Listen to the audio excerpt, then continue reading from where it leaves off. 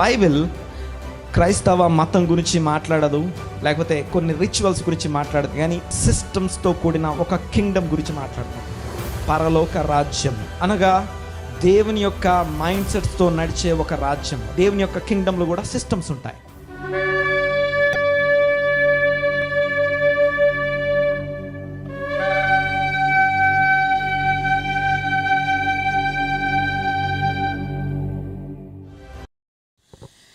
Shalom, praise the Lord. దేవునికి స్తోత్రం కలుగును గాక. హల్లెలూయా. మరొక ఆదివారపు ఆరాధన, దేవుని వాక్యము కొండ మీద ప్రసంగాన్ని ధ్యానం చేసుకోవడానికి అందరూ సిద్ధంగా ఉన్నారని నమ్ముతున్నాను. దేవునికి స్తోత్రం. హల్లెలూయా. ఈరోజు వాక్యంలోనికి మనం వెళ్ళిపోదాము త్వరగా. దానికంటే ముందు ఒక్కసారి మన మధ్యలో బలహీనులుగా ఉన్న వారి కొరకు ఒక మాట ప్రార్థన చేద్దాం. దేవునికి స్తోత్రం. కొంతమంది స్వస్థపరచబడ్డారని వింటున్నాము, సాక్ష్యాలు వింటున్నాము. దేవునికి మహిమ కలుగును గాక. అలాగే వాక్యం ద్వారా కూడా దేవుడు నాతో మాట్లాడాడనే మాటలు, ఆ యొక్క సాక్ష్యాలు నిజంగా పరిచయం చేస్తున్నప్పుడు, వాక్యం ద్వారా దేవుడు నాతో మాట్లాడాడని సాక్ష్యం ఇస్తున్నప్పుడు చాలా ప్రోత్సాహకరంగా ఉంటుంది మాకు. సో దేవునికి స్తోత్రం. వాక్యంలోకి వెళ్ళక ముందు చిన్న మాట ప్రార్థన చేసుకుందాం. అందరం ఏకీభవిద్దాం. ఒక్కసారి బలహీనుల కొరకు ప్రార్థన చేద్దాం. మన మధ్యలో ఎవరెవరైతే హాస్పిటల్స్లో, తర్వాత హోమ్ క్వారంటైన్ అయి ఉన్నారో వారి కొరకు, రకరకాల సమస్యలతో బాధపడుతున్న వారి కొరకు ఒక్క మాట దేవుని సన్నిధిలో విజ్ఞాపన ప్రార్థన చేసిన తర్వాత దేవుని వాక్యంలోకి వెళ్దాం. అందరం కళ్ళు మూసుకొని ఏకీభవిద్దాం. దేవా, స్తోత్రము స్తోత్రము స్తోత్రం నాయన. మీ సన్నిధి, సహాయము, మీ కృపలన్నిటిని బట్టి కృతజ్ఞతలు, స్తుతులు, స్తోత్రం చెల్లిస్తున్నాం. ఈ ప్రత్యేకమైన నూతనమైన దినమును బట్టి కృతజ్ఞతలు నాయన. స్తోత్రము తండ్రి. నజరేయుడైన యేసు నామమున ఇదిగో ఈ దినమున ఎవరెవరైతే బలహీనులుగా ఉన్నారో, ఇదిగో నేను ప్రభా రోగము, నేను ప్రభా ఇదిగో అస్వస్థత, బలహీనత, ఇబ్బంది, బాధ, ఇదిగో నేను ప్రభా మానసికంగా, శారీరకంగా బలహీనలైన ప్రతి ఒక్కరి పక్షంగా విజ్ఞాపన చేస్తున్నాను. శిలువ మీద యేసు పొందిన దెబ్బల చేత కలుగు స్వస్థత ఇప్పుడే కలుగు చేయమని వేడుకుంటున్నాం. స్వస్థపరచువాడా మీకు వందనాలు, స్తుతులు, స్తోత్రం చెల్లిస్తున్నాం. ఇదిగో జాలిపడువాడా, ఆదరించువాడా మీకు వందనాలు. ఈ సమయంలో మా బాధలు, వేదనలు ఎవరికి అర్థం కాకపోయినప్పటికీ వాటన్నిటినీ గ్రహించగలిగిన దేవా, ఈ సమయంలో ఒక్కొక్కరి బాధను అర్థం చేసి ఒక్కసారి స్వస్థపరచమని వేడుకుంటున్నాం. యేసయ్య మీకు వందనాలు చెల్లిస్తున్నాం. నాతో పాటు ఏకీభించిన వారందరి పక్షంగా విజ్ఞాపన చేస్తున్నాం. గొప్ప కార్యాలు ఒక్కొక్కరి పక్షంగా జరిగించండి. మీ సన్నిధి కొరకు వేడుకుంటున్నాం. మీ సహాయం అనుగ్రహించమని అడుగుతూ యేసు నామమున ఇదిగో నేను ప్రభా ఒక్కొక్కరి పక్షంగా నేను ప్రభా ప్రార్థన చేస్తున్నాను. స్వస్థపరచండి. ఇదిగో ఆరోగ్యం కలుగజేయమని వేడుకుంటూ యేసు నామని ప్రార్థన చేస్తున్నాము తండ్రి. Amen, amen, amen. దేవునికి స్తోత్రం. ఈరోజు వాక్య భాగాన్ని మనము చదువుకుందాము. ఒక్కసారి అందరం కలిసి ఆ యొక్క మత్తయి సువార్త 5వ అధ్యాయము, మత్తయి సువార్త 5వ అధ్యాయము 21వ వచనం నుంచి ప్రారంభించుకొని మనము చదువుకుందాం ఈ రోజుకి. దేవునికి స్తోత్రం కలుగును గాక. మత్తయి సువార్త 5వ అధ్యాయము 21వ వచనం నుంచి 21వ వచనం చదువుకుందాం. నరహత్య చేయవద్దు. ఎస్. నరహత్య చేయువాడు విమర్శకు లోనగునని, నరహత్య చేయువాడు విమర్శకు లోనగును అని పూర్వీకులతో చెప్పబడిన మాట మీరు విన్నారు కదా. నేను మీతో చెప్పినదేమనగా తన సహోదరుని మీద కోపపడు ప్రతి వాడును విమర్శకు లోనగును. తన సహోదరుని చూచి వ్యర్థుడా అని చెప్పు ప్రతివాడు మహాసభకు లోనగును. ద్రోహి అని చెప్పువాడు నరకాగ్నికి లోనగును. కావున నీవు బలిపీఠం నొద్ద అర్పణము నర్పించుచుండగా నీ మీద నీ సహోదరునికి విరోధం ఏమైనను కలదని అక్కడ నీకు జ్ఞాపకం వచ్చిన ఎడల అక్కడ బలిపీఠం నెదుటనే నీ అర్పణము విడిచిపెట్టి మొదట వెళ్ళి నీ సహోదరునితో సమాధానపడుము. అటు తర్వాత వచ్చి నీ అర్పణము అర్పించుము. Praise the Lord. దేవునికి మహిమ కలుగును గాక. ఈ యొక్క వాక్య భాగంలో నుండి ఆ యొక్క ముందున్నటువంటి 2 వచనాలని మాత్రమే ఈ రాత్రి మనం ధ్యానం చేసుకుందాం. ముఖ్యంగా నరహత్య చేయరాదు అనే మాటని కొంచెము వివరంగా ఈ కొండ మీద ప్రసంగంలో స్టెప్ బై స్టెప్ ప్రోగ్రెసివ్గా వెళ్తున్నటువంటి యేసయ్య ప్రసంగాన్ని మనం ధ్యానం చేస్తున్నాం. ఆ యొక్క రికార్డ్ చేయబడినటువంటి అతి పెద్ద ప్రసంగము. ఈ ప్రసంగము ఇలాగెందుకు వెళ్తూ ఉంది, ఈ ఒకదాని తర్వాత ఒకటి ఈ మాటలు ఎందుకు వస్తున్నాయి, యేసు ప్రభు యొక్క ఉద్దేశాలు, వీటి గురించి మన లక్ష్యము, మన ధ్యానం అక్కడ ఉంచుతూ ఉన్నాము. ఇప్పటిదాకా మంచి మంచి విషయాలు ఇప్పటిదాకా ధ్యానించాము. ఈ 15వ భాగం దాకా మనం వచ్చాము. దేవునికి మహిమ కలుగును గాక. ఆ యొక్క సర్మన్ ఆన్ ద మౌంట్ అనబడుతున్నటువంటి ఆ యొక్క కొండ మీద ప్రసంగానికి సంబంధించిన స్టేజ్ ఎలా ప్రిపేర్ అయిందంటానికి 2 భాగాలు మనం చూడాల్సి వచ్చింది. ఆ తర్వాత ధన్యతలు మాట్లాడుకున్నాము. ఆ యొక్క 8 ధన్యతల గురించి అయిపోయిన తర్వాత ఆ తర్వాత సాల్ట్, ఉప్పు, మీరు ఉప్పు అయి ఉన్నారు అనే మాట, దాని తర్వాత లోకమునకు వెలుగై ఉన్నారు అని 2 భాగాలు. అలాగా మొత్తము మనము 14 భాగాలు దాటి ఈరోజున 15వ భాగంకి వచ్చాం. చూడండి ఒకసారి, ఇది ఇంకొక లెవెల్ ఆఫ్ ద సర్మన్. అనగా చూడండి ఒకసారి, స్టేజ్ ప్రిపరేషన్ అనేది ఒక లెవెల్ అయిన తర్వాత మొదటి ప్రసంగం అనగా ప్రసంగం మొదలు పెట్టగానే ఆ యొక్క బియాటిట్యూడ్స్ అనగా ధన్యతలు, 8 ధన్యతలు బ్యాక్ టు బ్యాక్ అయిపోయిన తర్వాత మీరు లోకానికి ఉప్పై ఉన్నారు, మీరు లోకానికి వెలుగై ఉన్నారు అని చెప్పి ఆ యొక్క వెలుగు, లోకము, ఆ యొక్క ఉప్పై ఉండడం అంటే అర్థం ఏంటి, వివరాలన్నీ మనం మాట్లాడుకున్నాము. ఇదంతా ఒక స్టేజ్ వరకు ముగించుకొని ఇప్పుడు అసలు ఇంకొక లెవెల్కి మనం వెళ్తున్నాం. అనగా పూర్వీకులకు చెప్పబడిన సంగతులు, వ్రాయబడిన సంగతుల యొక్క వివరాల్లోకి మనం వెళ్తున్నాం. చూడండి ఒకసారి, ఆ యొక్క యేసయ్య మాట్లాడుతున్నప్పుడు ఈ యొక్క ఇంకొక మాటలో చెప్పాలంటే, సమ్మరీ చెప్పాలంటే 21వ వచనం నుంచి 48వ వచనం దాకా, మత్తయి సువార్త 5వ అధ్యాయం 21 నుండి 48 దాకా ఇది ఒక భాగం అని చెప్పొచ్చు. అనగా 3rd రెల్మ్ అని చెప్పాలి. అనగా మొదటిది ధన్యతల గురించి మాట్లాడుకున్న తర్వాత ఉప్పు, తర్వాత వెలుగు, తర్వాత ఇది సాక్ష్యముగా ఉండడము అనేది ఆ యొక్క రెండవ లెవెల్ ప్రసంగము. తర్వాత దిస్ ఇస్ ఎక్స్ట్రీమ్ హై ప్రసంగం. అనగా ఇంకో మాటలో చెప్పాలంటే మత్తయి సువార్త 21 నుంచి 48 దాకా వీ హ్యావ్ 6 సెగ్మెంట్స్. ఓకే, 6 విభాగాలు అక్కడ మెన్షన్ చేయడం మనం చూస్తాం. అనగా యేసు ప్రభు ఆ యొక్క మోషే ధర్మశాస్త్రంలో నుండి 6 అతి ప్రాముఖ్యమైన విభాగాలని విడదీస్తూ ఒక్కొక్క దాని గురించి ఎక్స్ప్లెయిన్ చేయడం ఈ యొక్క 21వ వచనం నుంచి 48వ వచనం వరకు మనం చూస్తాం. అందులో ఆ 6 సెగ్మెంట్స్, అనగా ఆ సెగ్మెంట్స్ ఏంటి అంటే, మొదటిది మర్డర్, నరహత్య, రెండవది అడల్టరీ అనగా వ్యభిచారము, ఆ తర్వాత డివోర్స్ అనగా ఆ యొక్క విడాకులు, ఆ తర్వాత వోవ్స్ అంటే ఆ యొక్క ప్రమాణాలు లేకపోతే ప్రామిస్ చేసుకోవడం, తర్వాత రిలేషన్షిప్, ఆ తర్వాత 6వది వచ్చేసి ప్రేమ. ఓకే, ఈ యొక్క 6 సెగ్మెంట్స్ని విడదీసి చెప్పడం మనం చూస్తాం. అందులో ఫస్ట్ సెగ్మెంట్ని ఈరోజు ధ్యానం చేస్తాం. ఆ ఫస్ట్ సెగ్మెంట్ ఏంటంటే ద 6th కమాండ్మెంట్. అనగా 10 కమాండ్మెంట్స్లో ద 6th కమాండ్మెంట్. మరొకసారి చూడండి ఒకసారి, 6 సెగ్మెంట్స్లో 6th commandment, the first segment 6th కమాండ్మెంట్ని అనగా 6 విభాగాల్లోని మొదటి విభాగము, అది ఆ యొక్క 10 ఆజ్ఞల్లో 6వ ఆజ్ఞ దగ్గర నుంచి ఆయన మాట్లాడడం మనం చూస్తాం. దేవునికి స్తోత్రం. మనకి ఆ యొక్క ఆజ్ఞలన్నీ మనం ఎరిగిన వారం. అనగా ఆ యొక్క 10 ఆజ్ఞలు కనుక మనం అబ్జర్వ్ చేస్తే, మొదటి 5 ఆజ్ఞలు దేవునికి మనిషికి సంబంధించిన రిలేషన్ గురించి మాట్లాడితే, 6 నుండి మిగిలినటువంటి 5 ఆజ్ఞలు ఆ యొక్క హ్యూమన్ రిలేషన్స్కి సంబంధించినటువంటి ఆజ్ఞలుగా చూస్తాం. యేసు ప్రభు డైరెక్ట్గా ఆ యొక్క సెకండ్ పోర్షన్ అనగా మనుషుల మధ్య రిలేషన్షిప్కి సంబంధించినటువంటి ఆజ్ఞల్లో మొదటి భాగమైనటువంటి నరహత్య చేయరాదనే భాగం గురించి మొదట మాట్లాడడం మనం చూస్తున్నాం. ఎందుకు అంటే, సో ఆ యొక్క కంక్లూజన్ అనగా ఆ మొదటి 2 మాటలు చెప్పిన తర్వాత, అనగా ఆ యొక్క నరహత్య చేయరాదు అని మీరు విని ఉన్నారు అని చెప్పిన తర్వాత లాస్ట్లో మాట్లాడతాడు, ఇతరుల మధ్య అనగా ఈ భూమి మీద ఉన్న మనుషుల మధ్య సమాధానం ఎంత ప్రాముఖ్యమైందన్న విషయం మాట్లాడుతున్నాం. చూడండి ఒకసారి, ఆ యొక్క రిజల్ట్ ఏంటంటే, ఈ యొక్క భాగాన్ని ఎక్స్ప్లెయిన్ చేస్తున్నప్పుడు రిజల్ట్ ఏంటో ఒక్కసారి అబ్జర్వ్ చేయండి. ఒకసారి ఏమని రాస్తుంది అక్కడ, మీరు గనక మీ యొక్క అర్పణ అనగా మీరు మీ దేవునికి ఏదైతే అర్పణ అర్పించడానికి బలిపీఠం దగ్గరికి వెళ్తున్నారో, ఎవరైతే దేవునితో రిలేషన్షిప్ కోరుకుంటున్నారో వాళ్ళు అక్కడ ఆగి, సహోదరులకి నీ మీద ఏమైనా వ్యాజ్యం ఉందేమో, అనగా నిన్ను వ్యతిరేకించే వాళ్ళు నీ మీద ఎవరికన్నా సమస్య ఉందా, నీకెవరి మీద సమస్య ఉందా అని అడగట్లా.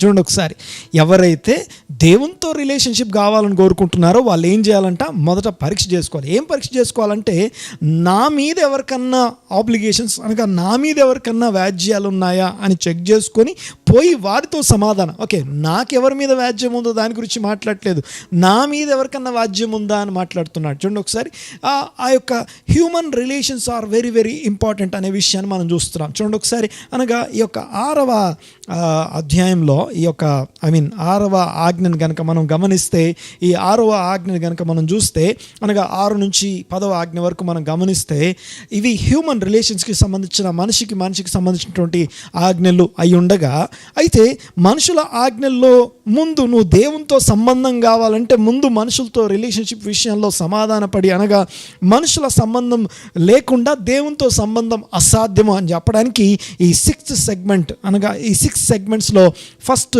సెగ్మెంట్ అనగా మొదటి విభాగంలో ఆయన మొట్టమొదట నరహత్య చేయరాదనే మొదటి ఆజ్ఞని ఎత్తుకొని చెప్పడం మనం చూస్తాం. దేవునికి మహిమ కలుగును గాక. ఈ యొక్క భాగాన్ని మనం కొంచెం వివరంగా ఈ రాత్రి మనము అర్థం చేసుకోవడానికి ప్రయత్నం చేద్దాం.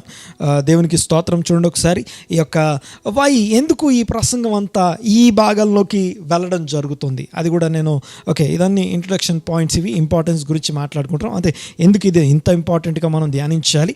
యేసు ప్రభు యొక్క బోధ. పోయిన వారం దాకా మనం మాట్లాడుకున్నాం, ఆయన లోకమునకు నేను వెలుగై ఉన్నాను, మీరు లోకమునకు వెలుగై ఉన్నారు అంటే అర్థం ఏంటో తెలుసుకున్నాం.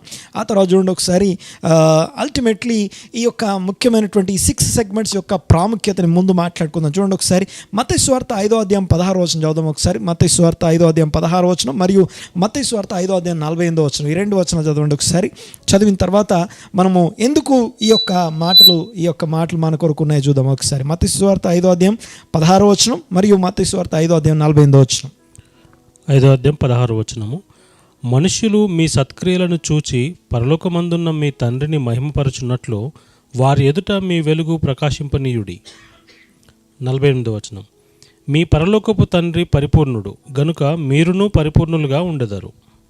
Praise the Lord. చూడండి ఒకసారి, 16వ వచనం మనకు తెలుసు, పోయిన వారం మనం ధ్యానం చేసుకున్నాం. మీరు 16వ వచనం మరొకసారి. మనుష్యులు మీ సత్క్రియలను చూచి పరలోకమందున్న మీ తండ్రిని మహిమపరచునట్లు వారి ఎదుట మీ వెలుగు ప్రకాశింపనీయుడి అంటాడు. ఒక్కసారి ఇంగ్లీష్లో లెట్ యువర్ లైట్ షైన్ అనే మాట ఉంది. లెట్ యువర్ లైట్ షైన్ అనే దగ్గర డూ ఇట్ నౌ అని అర్థమిస్తుంది. అక్కడ ఉన్నటువంటి భాష యొక్క ప్రాముఖ్యతని కనుక మనం గమనిస్తే, do it now, don't wait, ఇంకొంచెం ద స్టేట్ ఆఫ్ అర్జెన్సీని తెలియజేస్తుంది. Let your light shine. లెమ్ము తేజరిల్లుము, వెలుగు నీ వద్దకు వచ్చి ఉన్నదనే మాట మనం, లెమ్ము తేజరిల్లుము అంటే ఇమ్మీడియట్లీ, రైట్ నౌ అని అర్థం. ఆ యొక్క మాటను మనం పరివారం మాట్లాడుకున్నాం. చూడండి ఒకసారి, మన సత్క్రియలు చేస్తున్నప్పుడట ఏం కలుగుతుందట? ఒకటి, పరలోకమందున్న తండ్రి మహిమపరచబడుతున్నాడు. These are all introduction points. అనగా మనం వెళ్ళబోయే ఆ 6 సెగ్మెంట్స్ సంబంధించిన ఫస్ట్ సెగ్మెంట్లోకి వెళ్ళక ముందు why these 6 segments are divided, అనగా మొదటి 8 ధన్యతలు ఎంత ఇంపార్టెంటో, ఆ యొక్క వెలుగు, తర్వాత ఉప్పు, అవి ఎంత ఇంపార్టెంటో, ఇది రెండు విభాగాలు అయిపోయిన తర్వాత మెయిన్ హై రెల్మ్లోకి వెళ్తున్నటువంటి విషయం, ఈ 6 సెగ్మెంట్స్గా డివైడ్ చేయబడిన ఆ యొక్క ముఖ్యమైనటువంటి ఆజ్ఞలు మనం ధ్యానం చేస్తున్నప్పుడు చూడండి ఒకసారి ఇంపార్టెన్స్ మాట్లాడుకుంటున్నాం. మొట్టమొదటిది ఏంటంటే 5వ అధ్యాయం 16వ వచనంలో లెట్ యువర్ లైట్ షైన్ అంటాడు. అనగా మీరు సత్క్రియలు అనబడుతున్నటువంటి ఈ యొక్క భూమి మీద మీరు వెలుగును ప్రకాశిస్తున్నప్పుడు ఏం జరుగుతుందంటే, పరలోకమందున్న మీ తండ్రి మహిమపరచబడుతున్నాడు. దేవునికి స్తోత్రం కలుగును గాక. అవర్ హెవెన్లీ ఫాదర్, అనగా పరలోకపు తండ్రి, the invisible God is glorified through your visible good deeds. అదృశ్యుడైన పరలోకపు తండ్రి దృశ్యమైనటువంటి మన యొక్క సత్క్రియలను బట్టి మహిమపరచబడతాడు. That's point number 1. నెంబర్ 2, 5వ అధ్యాయం 48వ వచనం మనం చూస్తే, 5వ అధ్యాయం 48వ వచనం మనం చూస్తే, ఆ అదృశ్యుడైన దేవుడు, అదృశ్యుడైన మన పరలోకపు తండ్రి మనం చేసే ఆ యొక్క సత్క్రియలు, దృశ్యమైన మన సత్క్రియల్ని చూసి మన తండ్రిని ఈ లోకం మహిమపరచాలి. This is the concept. This is the purpose of this main sermon. ఈ సర్మన్ యొక్క అతి ప్రాముఖ్యమైన ఉద్దేశం ఇది. ఆ తర్వాత చూడండి ఒకసారి 48వ వచనం చూద్దాం. 48వ వచనం ప్రకారము, మీ పరలోకపు తండ్రి పర్ఫెక్ట్, ఆయన ఎంత పరిపూర్ణుడో. అదృశ్యమైనటువంటి మీ పరలోకపు తండ్రి పర్ఫెక్షన్ ఈ భూమి మీద ఎలా తెలుస్తుందంటే, త్రూ యువర్ పర్ఫెక్షన్స్. నీ పర్ఫెక్షన్ ఎలాగంటే ఈ యొక్క 6 సెగ్మెంట్స్లో దేవుడు మాట్లాడుతున్న ఆ యొక్క దేవుని చేత బోధించబడినటువంటి, దేవుని చేత ప్రకటించబడినటువంటి ఆ యొక్క వాక్యం ఏదైతే ఉందో ఆ వాక్యం ఎక్స్ప్లెయిన్ చేయబడుతున్న ప్లేస్ ఇది. దేవునికి స్తోత్రం కలుగును గాక. ఓకే, మరొకసారి చూడండి ఒకసారి. What is the purpose of this 6 segments, లేకపోతే ఈ సర్మన్ ఆన్ మౌంట్ యొక్క అతి ప్రాముఖ్యమైనటువంటి ఈ యొక్క ఇంపార్టెంట్ ఈ యొక్క 6 సెగ్మెంట్స్ ఎందుకు ఉన్నాయి అని అడిగితే, ఒకటి, ఆ యొక్క అదృశ్యుడైన దేవుడు మన సత్క్రియల వలన మహిమపరచబడాలి, గ్లోరిఫై అవ్వాలి. రెండవది, అదృశ్యుడైన తండ్రి, మన పరలోకపు తండ్రి, ఆయన పర్ఫెక్ట్గా, ఎంత పర్ఫెక్ట్గా ఉన్నాడో మనము ఇక్కడ పర్ఫెక్ట్గా ఉండడము అనేది, ఓకే, పర్ఫెక్షన్ని అనగా మన పర్ఫెక్షన్ని బట్టి తండ్రి యొక్క పర్ఫెక్షన్ ఈ భూమి మీద తెలియబడాలి. దేవునికి మహిమ కలుగును గాక. ఆ తర్వాత మీరు గమనించండి ఒక్కసారి 2 కొరింథీ పత్రిక 5వ అధ్యాయం 18వ వచనం చదువుదాం ఒకసారి. 2 కొరింథీ పత్రిక 5వ అధ్యాయం 18వ వచనం. 2 కొరింథీ పత్రిక 5వ అధ్యాయం 18వ వచనం. సమస్తమును దేవుని వలనైనవి, ఎస్, ఆయన మనలను క్రీస్తు ద్వారా తనతో సమాధానపరచుకొని, క్రీస్తు ద్వారా మనతో సమాధానపరచుకున్నాడు. ఆ సమాధానపరచు పరిచర్యను మాకు అనుగ్రహించాడు. Okay, the ministry of reconciliation అంటాం, అనగా సమాధానపరచు పరిచర్యని మనకిచ్చాడు. ఓకే, ఆ తర్వాత ఓకే, ఎలా మనం ఈ భూమి మీద ఉన్నది ఎందుకంటే ఆయన వెలుగుని ప్రకారం దేవుడు మనల్ని తనతో సమాధానపరచుకున్నాడు. ఆ సమాధానపరచు పరిచర్య, ఓకే, ఎందుకు అదృశ్యుడైన దేవుడు నా క్రియల ద్వారా మహిమ పొందాలి? నా ఇష్టం వచ్చినట్టు నేను ఉండొచ్చు కదా? నో. అదృశ్యుడైన తండ్రి నా వల్ల మహిమ పొందడం ఒకటి, నా సత్క్రియల వల్ల ఆయన మహిమ పొందాలి. రెండవది, అదే అదృశ్యుడైనటువంటి తండ్రి యొక్క పర్ఫెక్షన్, నా పర్ఫెక్ట్ డీడ్స్, నా యొక్క పర్ఫెక్షన్స్ ద్వారా, అనగా నా పరిపూర్ణత ద్వారా ఆయన పరిపూర్ణత బయలుపరచబడుతుంది. దేవునికి స్తోత్రం కలుగును గాక. ఎందుకు అంటే ఆ సమాధానపరచు పరిచర్య మనం భూమి మీద కలిగి ఉన్నాం. దేవునికి మహిమ కలుగును గాక. ఆ తర్వాత మనం చూస్తే the two fold important things ఇక్కడ మనం చూస్తాం. 2 ఫోల్డ్ ఎక్స్పెక్టేషన్స్, 2 ఫోల్డ్ పర్పస్ మనం చూస్తాం. ఓకే, చూడండి ఒకసారి. నెంబర్ 1 ఏంటంటే రైచస్నెస్, అనగా to teach what righteousness looks like.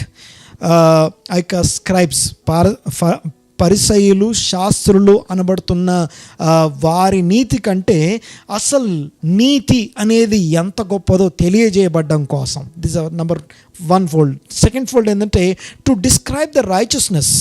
Okay, letter of the law, spirit of the law అని 2 విషయాల గురించి మాట్లాడుకున్నాం. లెటర్ ఆఫ్ ద లా అంటే ఉన్నది ఉన్నట్టుగా చేయడాన్ని లెటర్ ఆఫ్ ద లా అంటాం. స్పిరిట్ ఆఫ్ ద లా అంటే ఆ లా ఎందుకుందో దాని పర్పస్, దాని యొక్క హార్ట్, దాని యొక్క స్పిరిట్ని గ్రహించిన వారమై, దాన్ని ఎరిగి ఉంటున్న వారమై దాని ప్రకారం జీవించడం. ఓకే, సో ఈ spirit of the law, letter of the లా యొక్క డిఫరెన్స్ని అర్థం చేసుకొని, ఓకే, ఈ యొక్క స్క్రైబ్స్, ఆ యొక్క పరిసయ్యులు, శాస్త్రాలు అనబడుతున్న వాళ్ళు ఎవరైతే ఉన్నారో వాళ్ళు ఏం చేస్తున్నారంటే ఉన్నట్టుగా లెటర్ ఆఫ్ ద లా అనే మాట. ఓకే, ఎందుకు ఈ మాటని ఇంత స్పష్టంగా చెప్పగలము అంటే ఇదే మత్తయి సువార్త 23వ అధ్యాయంకి వెళ్ళేసరికి మనం చూస్తాం. అక్కడ 23వ అధ్యాయం మొదటి వచనం చూడండి ఒకసారి. 23వ అధ్యాయం. అప్పుడు యేసు జనసమూహములతోనూ తన శిష్యులతోనూ ఇట్లనెను, శాస్త్రులను పరిసయ్యులను మోషే పీఠమందు కూర్చుండువారు. మోషే పీఠమందు అనగా మోసెస్ యొక్క ఆ యొక్క కంటిన్యూయేషన్, దాన్ని కంటిన్యూ చేస్తున్నారు, దాని మీద కూర్చుంటారు వాళ్ళు. గనుక వారు మీతో చెప్పు వాటినన్నిటిని అనుసరించి, మీతో చెప్పిన మాటలన్నీ అనుసరించి గైకొనుడి. చెయ్యండి, వాళ్ళు చెప్పిన అన్నీ చేయండి. But don't do what they do. Do what they said, but don't do what they do. వాళ్ళు ఏం చేస్తున్నారో చూడకండి, ఏం చెప్తున్నారో వినండి. ఎందుకంటే వాళ్ళు చెప్పే మాటలన్నిటికీ కారణాలు ఉన్నాయి, వాళ్ళు చెప్పే మాటలన్నిటికీ పునాదులు ఉన్నాయి, వాళ్ళు చెప్పే మాటలన్నిటికీ రిసోర్సెస్, అనగా ఆ యొక్క ద హెవెన్లీ సోర్స్, అనగా పరలోక సంబంధమైనటువంటి వాక్య ఆధారాలు వాళ్ళ దగ్గర ఉన్నాయి కాబట్టి వాళ్ళు మాట్లాడుతున్నారు. కానీ వాళ్ళు చెప్తారు కానీ వాళ్ళు చేయరు, అనగా ద 2 ఫోల్డ్ ఇంపార్టెన్స్ గురించి మనం మాట్లాడుకుంటున్నాం. చూడండి ఒకసారి ఈ యొక్క ధర్మ ఒకసారి కంటిన్యూ చేద్దాం. ఒకసారి ఆ వాక్యం చదువుదాం ఒకసారి. 23వ వచనం అధ్యాయం కంటిన్యూ. వారు మీతో చెప్పు వాటినన్నిటినీ అనుసరించి గైకొనుడి, అయినను వారి క్రియల చొప్పున చేయకుడి. వారు చెప్పుదురే గాని చేయరు. మోయ శక్యము కాని భారమైన బరువులు కట్టి మనుషుల భుజముల మీద వారు పెట్టుదురే గాని తమ వ్రేలితోనైనను వాటిని కదిలింపనొల్లరు. మనుషులకు కనబడు నిమిత్తము తమ పనులన్నీ చేయుదురు. తమ పనులు చేస్తారు. ఓకే, 7వ వచనం చదువు ఒకసారి. సంత వీధులలో సంత వీధులలో వందనములు మనుషుల చేత బోధకులని పిలువబడుటయు కోరుదురు. నెక్స్ట్, మీరైతే బోధకులని పిలువబడవద్దు. నెక్స్ట్, ఒక్కడే మీ బోధకుడు, ఎస్, మీరందరూ సహోదరులు, ఎస్, మరియు భూమి మీద ఎవరికైనాను తండ్రి అని పేరు పెట్టవద్దు. ఓకే, చాలు. ఓకే, చూడండి ఒకసారి ఇక్కడ ద టూ ఫోల్డ్ ఇంపార్టెన్స్ మనం మాట్లాడుకుందాం. పర్పస్ ఆఫ్ ది 6 సెగ్మెంట్స్ గురించి మాట్లాడుకుంటున్నాం. ఓకే, నీతి, శాస్త్రుల నీతి, పరిశీలన నీతి అనబడుతున్న నీతి అక్కడ యేసు ప్రభు మెన్షన్ చేస్తున్నాడు. ఓకే, డైరెక్ట్గా ఆయన చెప్పే మాట ఏంటంటే వాళ్ళు చెప్పేది కరెక్టే, వాళ్ళు మాట్లాడేది కరెక్టే, కానీ ఓకే ఇక్కడ వాళ్ళు చేసేది చేయకండి.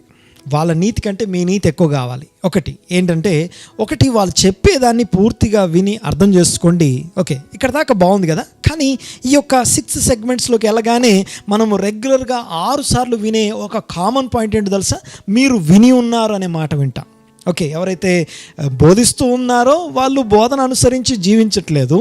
ఓకే, వాళ్ళు బోధించిన ప్రకారం మీరు జీవించండి అని చెప్తున్న యేసయ్య ఈ యొక్క 6 సెగ్మెంట్స్లో దగ్గరికి వచ్చేసరికి ఏమంటున్నాడంటే, మీ పూర్వీకులు మీతో చెప్పడం మీరు విని ఉన్నారు అంటాడు. ఎవరు చెప్పారు మనకు ఆ మాటలు? ఓకే, మనము దాంట్లోకి వెళ్ళక ముందు ఒక క్వశ్చన్తోని, okay, do my attitude and actions in this area of my life give others proper opinion of my father who is in heaven. అంటే నా యొక్క క్రియలు, నా యొక్క ప్రవర్తన, నా యొక్క స్వభావం, ఓకే, నా క్రియలు, నా ప్రవర్తన, నా స్వభావం లోపల ఉంటుంది. స్వభావాన్ని ఆధారం చేసుకొని ప్రవర్తన ఉంటుంది. ప్రవర్తన రిజల్ట్స్ క్రియలు ఉంటాయి. ఓకే, మరొకసారి 3 చెప్తాను చూడండి ఒకసారి. స్వభావము, ప్రవర్తన, క్రియలు. ఇవి 3 పరలోకమందున్న అదృశ్యుడైన పరలోకపు తండ్రిని మహిమపరిచేవిగా ఉన్నావా లేదా? That is a question of the day, question of this week. Okay, ఆ క్వశ్చన్ని అలాగా మీ పేపర్లో రాసి పెట్టుకోండి, మీ డైరీలో, మీ నోట్స్లో రాసి పెట్టుకోండి. Do my attitude, do my works, నా ప్రవర్తన మరియు నా స్వభావము, నా క్రియలు. నా స్వభావము, నా అంతరంగం ఉన్నటువంటి నా నేచర్, స్వభావము చూడండి ఒకసారి. నెక్స్ట్ నా ప్రవర్తన. నెంబర్ 3 నా క్రియలు. ఓకే, ఇవి 3 పరలోకమందున్నటువంటి నా అదృశ్యుడైనటువంటి తండ్రిని మహిమపరిచేవిగా ఉన్నావా లేవా అని తెలియడానికి, ఓకే, దీని గురించి మనల్ని మనం పరిచయించుకోవడానికి, నేర్చుకోవడానికి, తెలుసుకోవడానికి, స్వభావాన్ని మార్చుకోవడానికి, ప్రవర్తనని మార్చుకోవడానికి, క్రియలను మార్చుకొని దేవుని మహిమపరచడానికి, లోకానికి ఉప్పై ఉండి తర్వాత లోకానికి వెలుగై ఉండి తండ్రిని మహిమపరచడానికి, తండ్రి యొక్క పరిపూర్ణత ప్రకారం మనం పరిపూర్ణమై ఉండడం కొరకు this is the main purpose of this sermon on the mount. Okay, ఈ 6 సెగ్మెంట్స్లోకి మనం వెళ్దాం. చూడండి ఒకసారి. ఎందుకు వీళ్ళు ఆ యొక్క స్క్రైబ్స్ లేకపోతే ఆ యొక్క శాస్త్రులు, పరిశీల ప్రాబ్లం ఏంటంటే, వాక్యం చదివేటప్పుడు ఆ యొక్క మనం ఇందాక చదువుకున్న మొదట ఆ మాట 21వ వచనంలో మీ యొక్క పూర్వీకులతో చెప్పబడి ఉండడం విని ఉన్నారు అంటాడు. మరొకసారి చూడండి ఒకసారి. మీ పూర్వీకులతో చెప్పబడిన సంగతి మీరు విన్నారంటాడు. పూర్వీకులతో దేవుడు చెప్పాడు, పూర్వీకులతో దేవుడు తన సేవకుల ద్వారా చెప్పించాడు. ఇప్పుడున్నటువంటి ఈ బోధకులు మనకు చెప్పారు. ఓకే, అర్థమవుతుంది కదా. 4 లేయర్స్ కనపడతాయి. ఓకే, ఒకటి దేవుడు, ఓకే, అప్పటి పూర్వీకులకు చెప్పడం, పూర్వీకులతో చెప్పబడిన సంగతి, పూర్వీకులతో ఇది చెప్పారు, పూర్వీకులతో ఇది చెప్పబడిందని అది ఓరల్ త్వర అంటాం. అనగా చెప్తూ ఈరోజు నా దాకా, మన దాకా, లేకపోతే అక్కడ యేసుప్రభు దగ్గర కూర్చొని వినే వాళ్ళ దాకా ఆ యొక్క వచ్చింది. ఆ మాటని వింటున్నప్పుడు okay, there are 3 important portions. అదేంటంటే, ఒకటి చెప్పబడుతున్న విషయాన్ని పూర్తిగా అబ్జర్వ్ చేయడం, అనగా గమనించి గ్రహించడం. 2 దాన్ని ఇంటర్ప్రిట్, అనగా దాన్ని సరిగా అన్వయించుకోవడం, అనగా సరిగా దాన్ని అర్థం చేసుకోవడం, ఇంటర్ప్రిట్ చేయడం. అనగా ఇలాగే ఎందుకు చెప్పబడింది, దీని యొక్క స్పిరిట్ ఏంటి, what is the letter and what is the spirit. Letter kills and spirit gives life. అనగా అక్షరార్థమైనటువంటి ధర్మశాస్త్రం, అక్షరార్థమైన ఆజ్ఞ చంపుతుంది, ఆత్మానుసారమైన ఆజ్ఞ నిన్ను జీవింపజేస్తుంది. దేవునికి స్తోత్రం. చూడండి ఒకసారి. ఆ యొక్క 1 observation, 2 interpretation, number 3 application. Observation, interpretation, application. చూడండి ఒకసారి, పూర్వీకులతో చెప్పబడిన మాట వాళ్ళు విన్నారు, పూర్వీకులతో మీకు చెప్పబడిన సంగతి ఇప్పుడు మీకు ఎవరో చెప్పారు, కానీ నేను మీతో చెప్పినదేమనగా అంటున్నటువంటి ఆ యొక్క వాక్యము శరీరం ధరించుకొని వచ్చినటువంటి యేసయ్య కొండ మీద నిలబడి ప్రసంగం చేస్తున్నాడు. హల్లెలూయా, దేవునికి స్తోత్రం కలుగును గాక. మనము ఆ యొక్క ఒకవేళ ఆ యొక్క 23వ అధ్యాయంలో కనుక మనం చూస్తే 7 వోవ్స్ అనగా 7 మాటలు ఆ యొక్క సంతాపం, ఓకే, ఆ ఓవ్ అనే మాట మనం చూస్తాం. సరే, దేవునికి స్తోత్రం. ఈ యొక్క యాన్షియంట్స్ అనగా పూర్వీకులు అనే మాటని అర్థం చేసుకుందాం ముందు. ఓకే, ఒక్కొక్క స్టెప్ బై స్టెప్ మనము ఆ యొక్క వాక్యాన్ని మనం ధ్యానం చేస్తూ వెళ్దాము. చూడండి ఒకసారి, ఆ యొక్క యాన్షియంట్స్ అనే మాటకి ఆర్కియోస్ అని అర్థము. ఓకే, అంటే from the beginning, past, old అని అర్థము. చూడండి ఒకసారి, ఈ యొక్క పాస్ట్, ఓల్డ్, యాన్షియంట్ అనబడుతున్న ఈ మాటలు మనం చూస్తాం. ఇర్మియా గ్రంథం 6వ అధ్యాయం 16వ వచనం చదువుదాం ఒకసారి. ఇర్మియా గ్రంథము 6వ అధ్యాయం 16వ వచనం. ముందు యాన్షియంట్స్ అనే మాటని ముందు అర్థం చేసుకుందాం. చూడండి ఒకసారి, యెహోవా ఇలాగు సెలవిచ్చుచున్నాడు, మార్గములలో నిలిచి చూడుడి, మార్గములలో నిలిచి చూడుడి, పురాతన మార్గములను గూర్చి విచారించు, పురాతన మార్గములను గూర్చి విచారించుడి, మేలు కలుగు మార్గం ఏది అని అడిగి, ఓకే, మేలు కలిగే మార్గం ఏది అని అడిగి తెలుసుకోండి, అందులో నడుచుకోండి, అప్పుడు మీకు నెమ్మది కలుగును. అయితే వారు మేము అందులో నడుచుకున్నామని చెప్పుచున్నారు. చాలు. ఓకే, ఇర్మియా గ్రంథము 6వ అధ్యాయము 16వ వచనంలో పురాతనమైన మార్గాలను వెళ్ళి కనుక్కోండి, దాంట్లో నడుచుకోండి, పురాతనమైన మార్గాలు ఏంటో తెలుసుకోండి. ఓకే, మనం దేని దగ్గర పూర్వీకులతో చెప్పబడిన మాటలు ఎంత ఇంపార్టెంట్ అన్న సంగతి మనకి బాగా తెలుసు. ఆ యొక్క పూర్వీకుల మాటల్ని మనం కన్సిడర్ చేయాలా వద్దా అన్న దగ్గరికి మనం ఇప్పుడు వచ్చాం. ఒక్కసారి చూడండి ఒకసారి, ఆ యొక్క మనకు తెలుసు 2 కొరింథీ పత్రిక 5వ అధ్యాయం 17వ వచనంలో మనకి అక్కడ ఏం రాస్తుందో మనకి బాగా తెలుసు. 2 కొరింథీ పత్రిక 5వ అధ్యాయం 17వ వచనంలో ఏమనుంది అక్కడ? ఇదిగో క్రీస్తు యేసునందున్న వారు కాగా ఎవడైనను క్రీస్తునందున్న ఎడల వాడు నూతన సృష్టి, పాతవి గతించెను, ఇదిగో క్రొత్తవి, సమస్తము క్రొత్తవైపోయాయి, అన్ని కొత్తవైపోయాయి, ఇంకేం లేదు ఇంకా. అంటే ఇక మళ్ళీ పురాతన మార్గాలతో మనకు సంబంధం ఏంటి అని మనం అంటాం. ఓకే, జాగ్రత్తగా వినండి ఒకసారి. పురాతన మార్గాలు అంటే ఏంటి? యాన్షియంట్, ఈ పూర్వీకులతో చెప్పబడిన మాట మీరు విని ఉన్నారు. ఒక్కసారి యేసు ప్రభు ఈ 6 సెగ్మెంట్స్లోకి వెళ్ళక ముందే చాలా క్లియర్గా చెప్తున్నాడు ఆయన, నేను ధర్మశాస్త్రమును కొట్టివేయటకు రాలేదు. ఒకటి, ఓకే, నేను ప్రవక్తల వచనాలు నేను కొట్టివేయటకు రాలేదు అని చెప్పిన తర్వాత, వాటిని నెరవేర్చడానికి అని చెప్పిన తర్వాత, శాస్త్రులు పరిసయ్యులు ఒకటి ఉంటే దాన్ని ఇంకొకటి మాట్లాడుకుంటున్నారు. అనగా ఓకే, దేవుడు చెప్పిన మాట కంటే కూడా మనుషుల పారంపర్య ఆచారాలని అనగా లెటర్ ఆఫ్ ద లానే పెట్టుకొని బ్రతుకుతున్నారు. నేను స్పిరిట్ ఆఫ్ ద లాని ఎక్స్ప్లెయిన్ చేయడానికి, ఇదిగో నేను వాక్యము శరీరం ధరించుకొని భూమి మీదకి వచ్చి ఉన్న, వాక్యము శరీరం ధరించుకొని భూమి మీదకి వచ్చి ఉన్న వాక్యమై ఉన్నవాడు ఏం మాట్లాడుతున్నాడో మనం వింటున్నాం. ఆమేన్, దేవునికి స్తోత్రం కలుగును గాక. ఓకే, ఇక్కడ చూడండి ఒకసారి, ఆ యొక్క యాన్షియంట్ పాత్స్, యాన్షియంట్స్ అనగా పూర్వీకులు. ఓకే, ఆ మాట ఎందుకు అంత అవసరం? పూర్వీకులు అనగా అబ్రహాం, ఇస్సాకు, యాకోబులు, ఆ తర్వాత వారి పిల్లలు ఇశ్రాయేలు ప్రజలు అని అర్థం. వారికి బోధించబడుతున్నటువంటి ధర్మశాస్త్ర వాక్యాలు యేసు ప్రభు తీసుకొని మాట్లాడుతున్నాడు. వాటిని ఇప్పుడు మన వరకు అవి ఎంతవరకు అనే దాని గురించి నేను ఒకసారి జ్ఞాపకం చేస్తాను. యాక్చువల్గా అబ్రహాం, ఇస్సాకు, యాకోబులతో చేసినటువంటి వారికి బోధించిన పూర్వీకులకు చెప్పిన సంగతులు అవి అవసరమా కాదా అన్న దాని గురించి మాట్లాడిన తర్వాత ముందుకెళ్దాం. ఒక్కసారి చూడండి ఒకసారి, యేసు ప్రభు వర్షన్ ఏంటి అని కనుక మనం ఆలోచన చేస్తే, ఆయన క్రీస్తు యేసునందున్నాం కాబట్టి ఇప్పుడు అవన్నీ కొట్టేయబడ్డే అంత కొత్తది. నో. ఓకే, విషయం ఏంటంటే అంతకుముందు అవన్నీ వారికి చెప్పబడిన వాటినే లెటర్ ఆఫ్ ద లా అనేది వెళ్తూ అప్పటిదాకా వచ్చింది. యేసు ప్రభు వచ్చిన తర్వాత స్పిరిట్ ఆఫ్ ద లా కిందకి వచ్చాం మనం. ఆమేన్. స్పిరిట్ ఆఫ్ ద లా అంటే ఆ యొక్క నరహత్య చేయరాదు, తర్వాత ఆ వాక్యాలు, ఆ ఆజ్ఞలన్నీ అలాగే ఉన్నాయి, ఎక్కడికి పోలా. ఓకే, చూడండి ఒకసారి, వాటన్నిటిలో ఉన్నటువంటి అసలైనటువంటి విభాగం అనగా అసలైనటువంటి ఉద్దేశం దగ్గరికి, ఆ ఉద్దేశము యేసు ప్రభు చేత బోధించబడడం ఈ యొక్క 6 సెగ్మెంట్స్లో మనం ధ్యానం చేస్తాం. చూడండి ఒకసారి, ఇక్కడ మనం గమనిస్తే పురాతన మార్గంలో, ఓకే, అబ్రహాం, ఇస్సాకు, యాకోబులు కానివ్వండి, ఇశ్రాయేలీలు కానివ్వండి, వారితో చెప్పబడినటువంటి ఈ మాటల కంటే ముందున్న లోకం ఏమైనా బాగుందా అంటే అసలు విషయం ఏంటంటే ఈ అబ్రహాము, ఇస్సాకు, యాకోబులు మొదలుపెట్టి వీళ్ళందరూ మెస్సయా కొరకు వచ్చారు. అనగా మెస్సయా క్రీస్తు కొరకు ఎదురు చూస్తూ వచ్చారు. మనకు తెలుసు ఆ విషయం.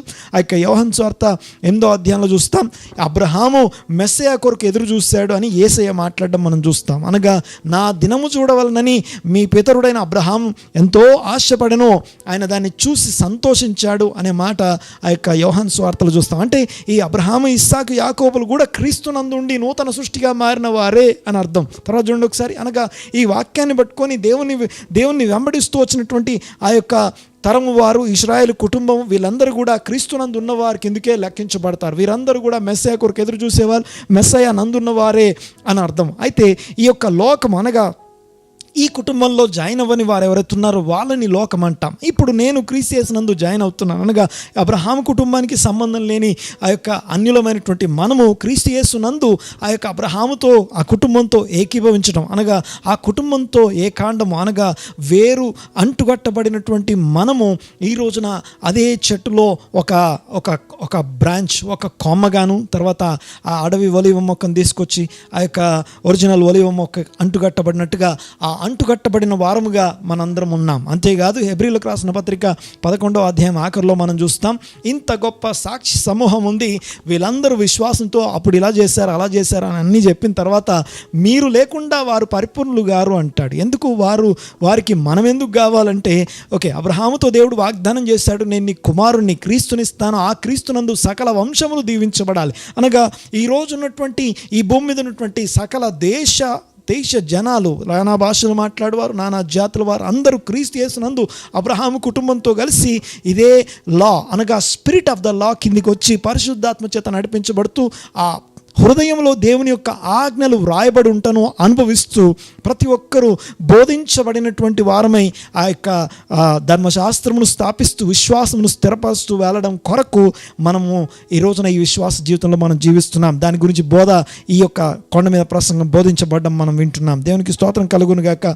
ఓకే, మరొకసారి గుర్తు చేస్తాను. ఆ యొక్క ఇర్మియా గ్రంథం 6వ అధ్యాయంలో ఉన్నటువంటి మాట, పురాతన మార్గములను కనుక్కోండి, అనగా మీ పూర్వీకులతో చెప్పబడిన మాటల్ని వినండి అనే మాట.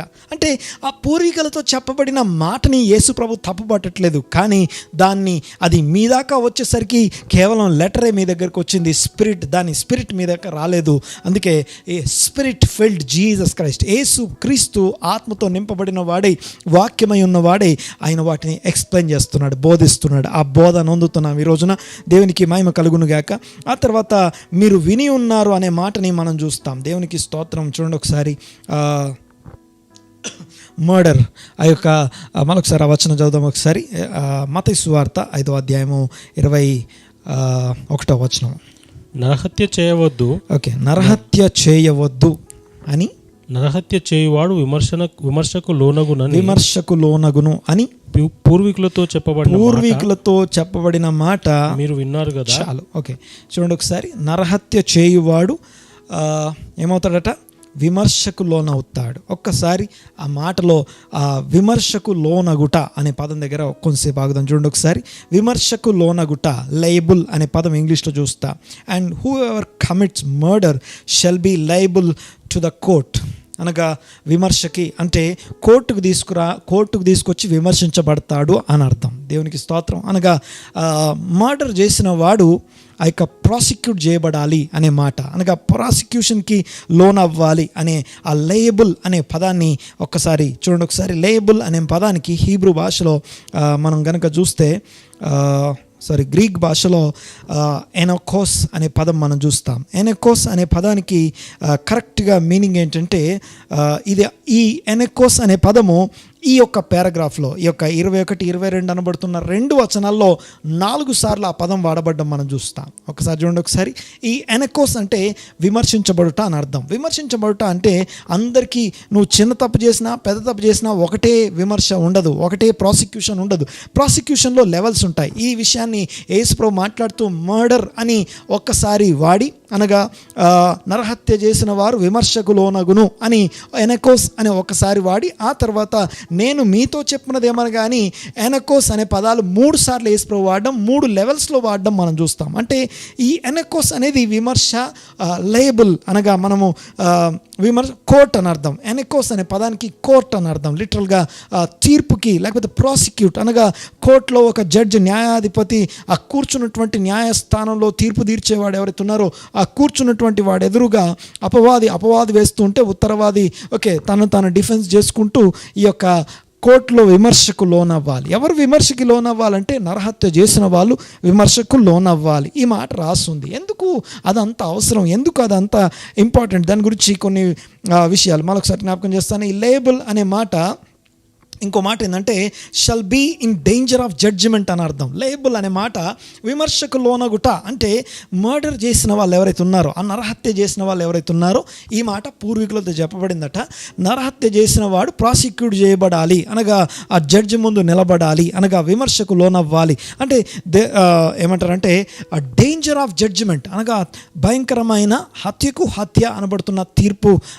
చావుకు చంపావు కాబట్టి చంపబడాలనే భయంకరమైన డేంజరస్ తీర్పు కిందికి వచ్చేటటువంటి అవకాశం ఉంది అని చెప్పి ఆ లేబుల్ అనే పదాన్ని మనం చూస్తాం. ఎందుకు ఆ పదం అంత ఇంపార్టెంట్ అనేది నేను తర్వాత జ్ఞాపకం చేస్తాను. ఇంకోటి, ఈ లేబుల్ అనే మాట ఎనకోస్ అనండి ఒకసారి. ఆ మాట ఎనకోస్ రాసుకోండి ఒకసారి. ENOCHOS ఎనకోస్ అనే పదము లేబుల్ అనగా విమర్శకు లోనగుట అనే పదం ఏదైతుందో ఇది ఓన్లీ మర్డర్ చేసిన వాళ్ళకే ఈ పదం వాడబడలేదు. ఆ తర్వాత ఇది అన్నిసార్లు ఒకే లెవెల్లో ఉండదు. తర్వాత యేసు ప్రభు ఆ 2 వచనంలో 4 సార్లు వాడాడు. ఆ తర్వాత ఇదే విషయం మనం కనుక 1 కొరింథీ పత్రిక 11వ అధ్యాయం 27వ వచనంలో మనం చూస్తే, 1 కొరింథీ పత్రిక 11వ అధ్యాయం 27వ వచనంలో మనం చూస్తే, ఆ యొక్క తనని తాను పరీక్షించుకొనకుండా ఈ యొక్క ప్రభు శరీరంలో, ప్రభు రక్తంలో ఎవరైతే పాల్గొంటున్నారో వాళ్ళు కూడా విమర్శకు లోనవుతారు అనే మాట, ఎనకోస్ అనే మాట అనగా వారు కూడా తీర్పు క్రిందికి రావాలి అనే మాటని మనం చూస్తాం. దేవునికి స్తోత్రం. ఒకసారి ఆ మాట చదువుదాం. 1 కొరింథీ పత్రిక 11వ అధ్యాయం 27వ వచనం. కాబట్టి ఎవడు అయోగ్యముగా ప్రభు యొక్క రొట్టెను తినునో లేక ఆయన పాత్రలోని త్రాగునో వాడు ప్రభు యొక్క శరీరమును గూర్చియు రక్తమును గూర్చియు అపరాధి అగును. కాబట్టి ప్రతి మనుష్యుడు తను తాను పరీక్షించుకొనవలెను. అక్కడ అపరాధి అగును అనే మాట ఏదైతుందో అక్కడ కూడా సేమ్ వర్డ్ ఎనకోస్ అంటే విమర్శ కిందికి వస్తుంది. అది కూడా దేవునికి స్తోత్రం. అంటే పరీక్షించుకోకుండా తిని త్రాగేవాడు ఎవరైతే ఉన్నారో వాళ్ళు కూడా కోర్టు దగ్గర దెర్ ఈజ్ అ జడ్జ్మెంట్, ఏమంటారు, డేంజర్ ఆఫ్ జడ్జ్మెంట్ అంటాం. Shall be in danger of judgment. దేవునికి స్తోత్రం. ఎనకోస్ అనే మాటకి ఇట్స్ అ కోర్ట్ అండ్ ఆ కోర్ట్ కొన్ని దైవిక చట్టాల ప్రకారం నడిచేటటువంటి కోర్ట్ అది. దేవునికి స్తోత్రం. ఆ తర్వాత మనము నెక్స్ట్ విషయంలోకి మనం వెళ్తే చూడండి ఒకసారి. పూర్వీకులతో చెప్పబడిన మాట ఏం చెప్పబడింది? నరహత్య చేయువాడు. నరహత్య అనే మాట ఇంకా మనము ధ్యానించలేదు. నరహత్య చేసేవాడు ఎవరైతే ఉన్నారో వాడికి డేంజర్ తీర్పు ఉంది అనగా ఆ కోర్టు దగ్గర నిలబడి ప్రాసిక్యూట్ చేయబడాల్సినటువంటి అవసరత ఉంది అని చెప్పి మీరు విన్నారు. But I say to you, నేను మీతో చెప్పున్నదేమనగా. ఒక్కసారి బట్ ఐ సే అనే మాట ఎంత పవర్ఫుల్ మాట అంటే, మొత్తం ప్రసంగం అంతా అయిపోయిన తర్వాత మొత్తం ప్రసంగం అయిపోయిన తర్వాత 27వ అధ్యాయం 28వ వచనం చూడండి ఒకసారి. మొత్తం ప్రసంగం అయిపోయి బట్ ఐ సే అని యేసు ప్రభువు మాట్లాడుతున్నప్పుడు ఈ యొక్క కొండ మీద ప్రసంగంలో అతి ప్రాముఖ్యమైన 6 సెగ్మెంట్స్, ఆ యొక్క దేవుని ఆజ్ఞలు, ధర్మశాస్త్రంలోని మాటలు, పూర్వీకులకు చెప్పబడిన మాటలు, మీరు ఎలా విన్నారు కానీ నేను మీతో చెప్పేదేమనగా అని చెప్తున్నప్పుడు దీన్ని ఎలా అర్థం చేసుకోవాలంటానికి ప్రసంగం అంతా అయిపోయిన తర్వాత ఏమంటారంటే ఆ ప్రసంగం గురించినటువంటి ఒపీనియన్ ఎలా ఉందో చూడండి ఒకసారి. 7వ అధ్యాయం 28వ వచనం. యేసు ఈ మాటలు చెప్పి ముగించినప్పుడు జనసమూహములు ఆయన బోధకు ఆశ్చర్యపోయారట. బట్ ఐ సే అని అంటున్నప్పుడు అది ఆశ్చర్యం కలిగిస్తుంది. పూర్వీకులు మీతో ఇలా చెప్పారు, బట్ ఐ సే నేను మీతో ఏం చెప్తున్నానంటే, పూర్వీకులకి చెప్పిన దాన్ని నేను మార్చట్లేదు, కానీ పూర్వీకులతో చెప్పారని మీకు ఎవరైతే చెప్పారో ఆ చెప్పబడిన విషయంలో ఏదైతే ఉందో వాళ్ళు జస్ట్ లెటర్ తీసుకొచ్చారు, అనగా ఆ అక్షరార్థమైన ఆజ్ఞను మాత్రం పెట్టుకొచ్చారు మీ దగ్గరికి. అంటే ఎవరన్నా మర్డర్ చేస్తేనే వాళ్ళని డేంజర్లో పెడుతున్నారు. కానీ నేను మీకు దాని యొక్క అసలు ఆజ్ఞ ఎందుకు ఉంది, దాని డెప్త్ ఏంటో మాట్లాడతాం. జాగ్రత్తగా వినండి ఒకసారి. ఈ ఆజ్ఞలు ఎందుకు ఉన్నాయి, ఈ ఆజ్ఞలు ఏం చేస్తాయి, ఈ ఆజ్ఞల వల్ల మనకి ప్రయోజనం ఏంటి అని కనుక మనం ఒకసారి ఆలోచన చేస్తే, ఒక్కసారి చూడండి ఒకసారి. ఈ మాట మాట్లాడిన తర్వాత మనం ముందుకెళ్దాం. చూడండి ఒకసారి. ఆజ్ఞలు మన మేలు కొరకు ఉన్నాయి, ఆజ్ఞలు మనకి సహాయం చేయడానికి ఉన్నాయి, ఆజ్ఞలు మనలో ఉన్నటువంటి పాప సంబంధమైనటువంటి స్వభావం నుంచి బయటికి తీసుకురావడానికి హెల్ప్ చేయడానికి ఉన్నాయి, అవి మన సేఫ్టీ కొరకు ఉన్నాయి. చూడండి ఒకసారి. హెల్మెట్ పెట్టుకోకుండా బైక్ డ్రైవ్ చేయొద్దు అనేది ఒక ఆజ్ఞ అనుకుందాం. చూడండి ఒకసారి. ఆ ఆజ్ఞని అతిక్రమించడం, ఆజ్ఞ లేకపోతే ఇష్టానుసారంగా తిరుగుతాం. అయితే ఆజ్ఞ, దేవుని దర్శనం ఏదైతే ఉందో, ఎక్కడైతే దేవ దర్శనం ఉంటుందో జనులు కట్టు లేకుండా, ఎక్కడ దర్శనం ఉండదో జనులు కట్టు లేకుండా తిరుగుతారనే మాట. అనగా ఒక డిసిప్లైన్డ్ ఇశ్రాయేలీల గురించి ఒక మాట ఏంటంటే, మోస్ట్ సివిలైజ్డ్, ఎడ్యుకేటెడ్ అండ్ ఏమంటారంటే మోస్ట్ డిసిప్లైన్డ్, ఆర్డర్డ్ కంట్రీ. అనగా ఒక క్రమశిక్షణ కలిగినటువంటి దేశంగా కొనియాడబడుతుంది. అంటే ఆ కొనియాడబడడానికి కారణం ఏంటంటే అక్కడ చట్టాలు గౌరవించబడతాయి. దేవునికి స్తోత్రం. చూడండి ఒకసారి.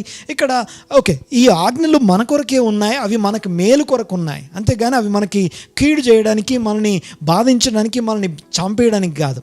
అక్షరం యొక్క స్పిరిట్ తెలియనంతసేపు అక్షరం నన్ను చంపేదిగా కనపడుతుంది.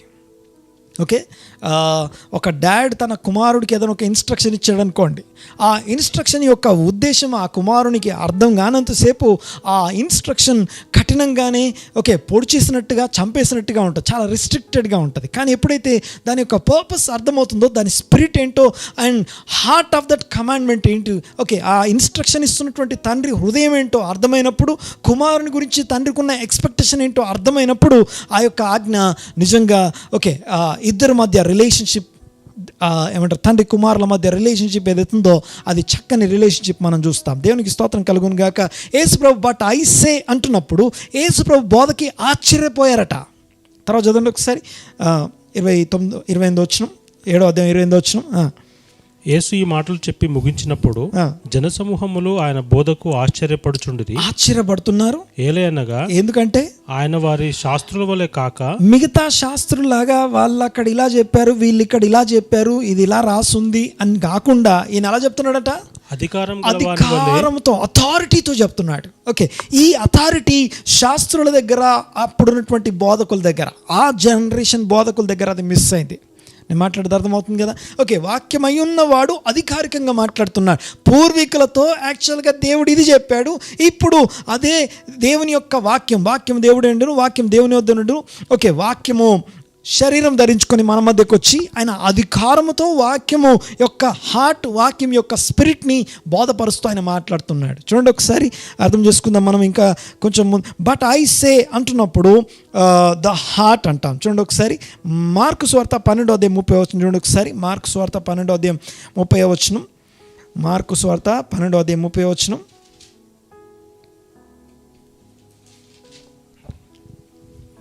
నీవు నీ పూర్ణ హృదయంతోను, నీ పూర్ణ హృదయముతోను, నీ పూర్ణ ఆత్మతోను, పూర్ణ ఆత్మతోను, నీ పూర్ణ వివేకముతోను, నీ పూర్ణ బలముతోను నీ దేవుడైన ప్రభువును ప్రేమించాలి.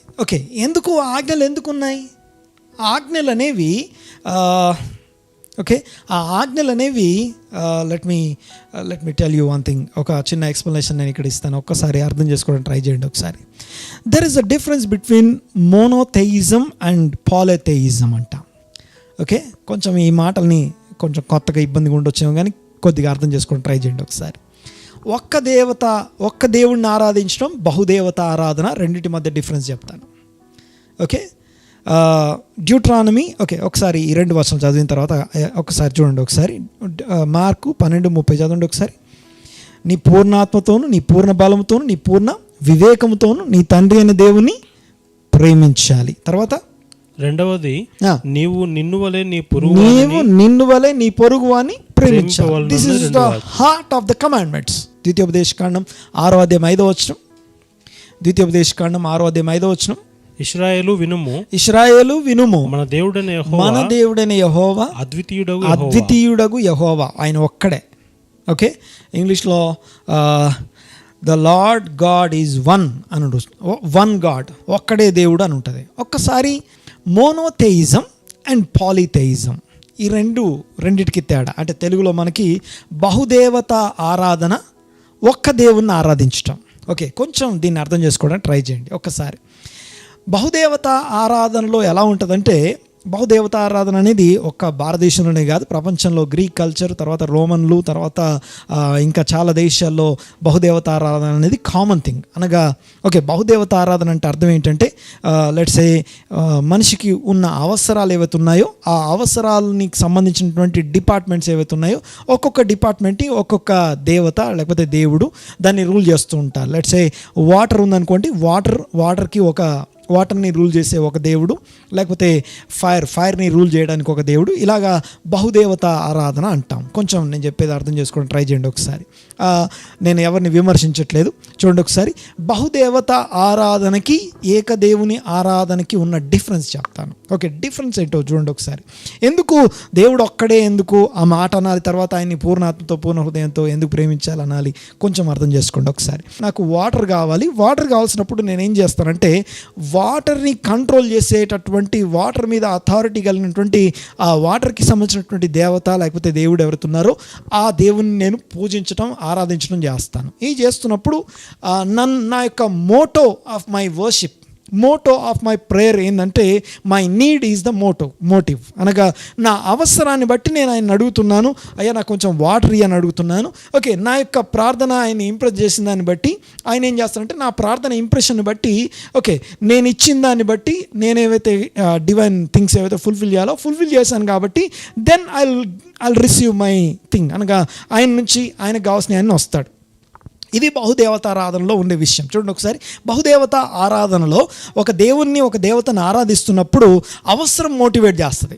నా అవసరాన్ని బట్టి, అనగా ఇప్పుడు నాకు డబ్బులు అవసరం ఉన్నాయనుకోండి, డబ్బుల్ని కంట్రోల్ చేసే దేవతను ఆరాధిస్తాను.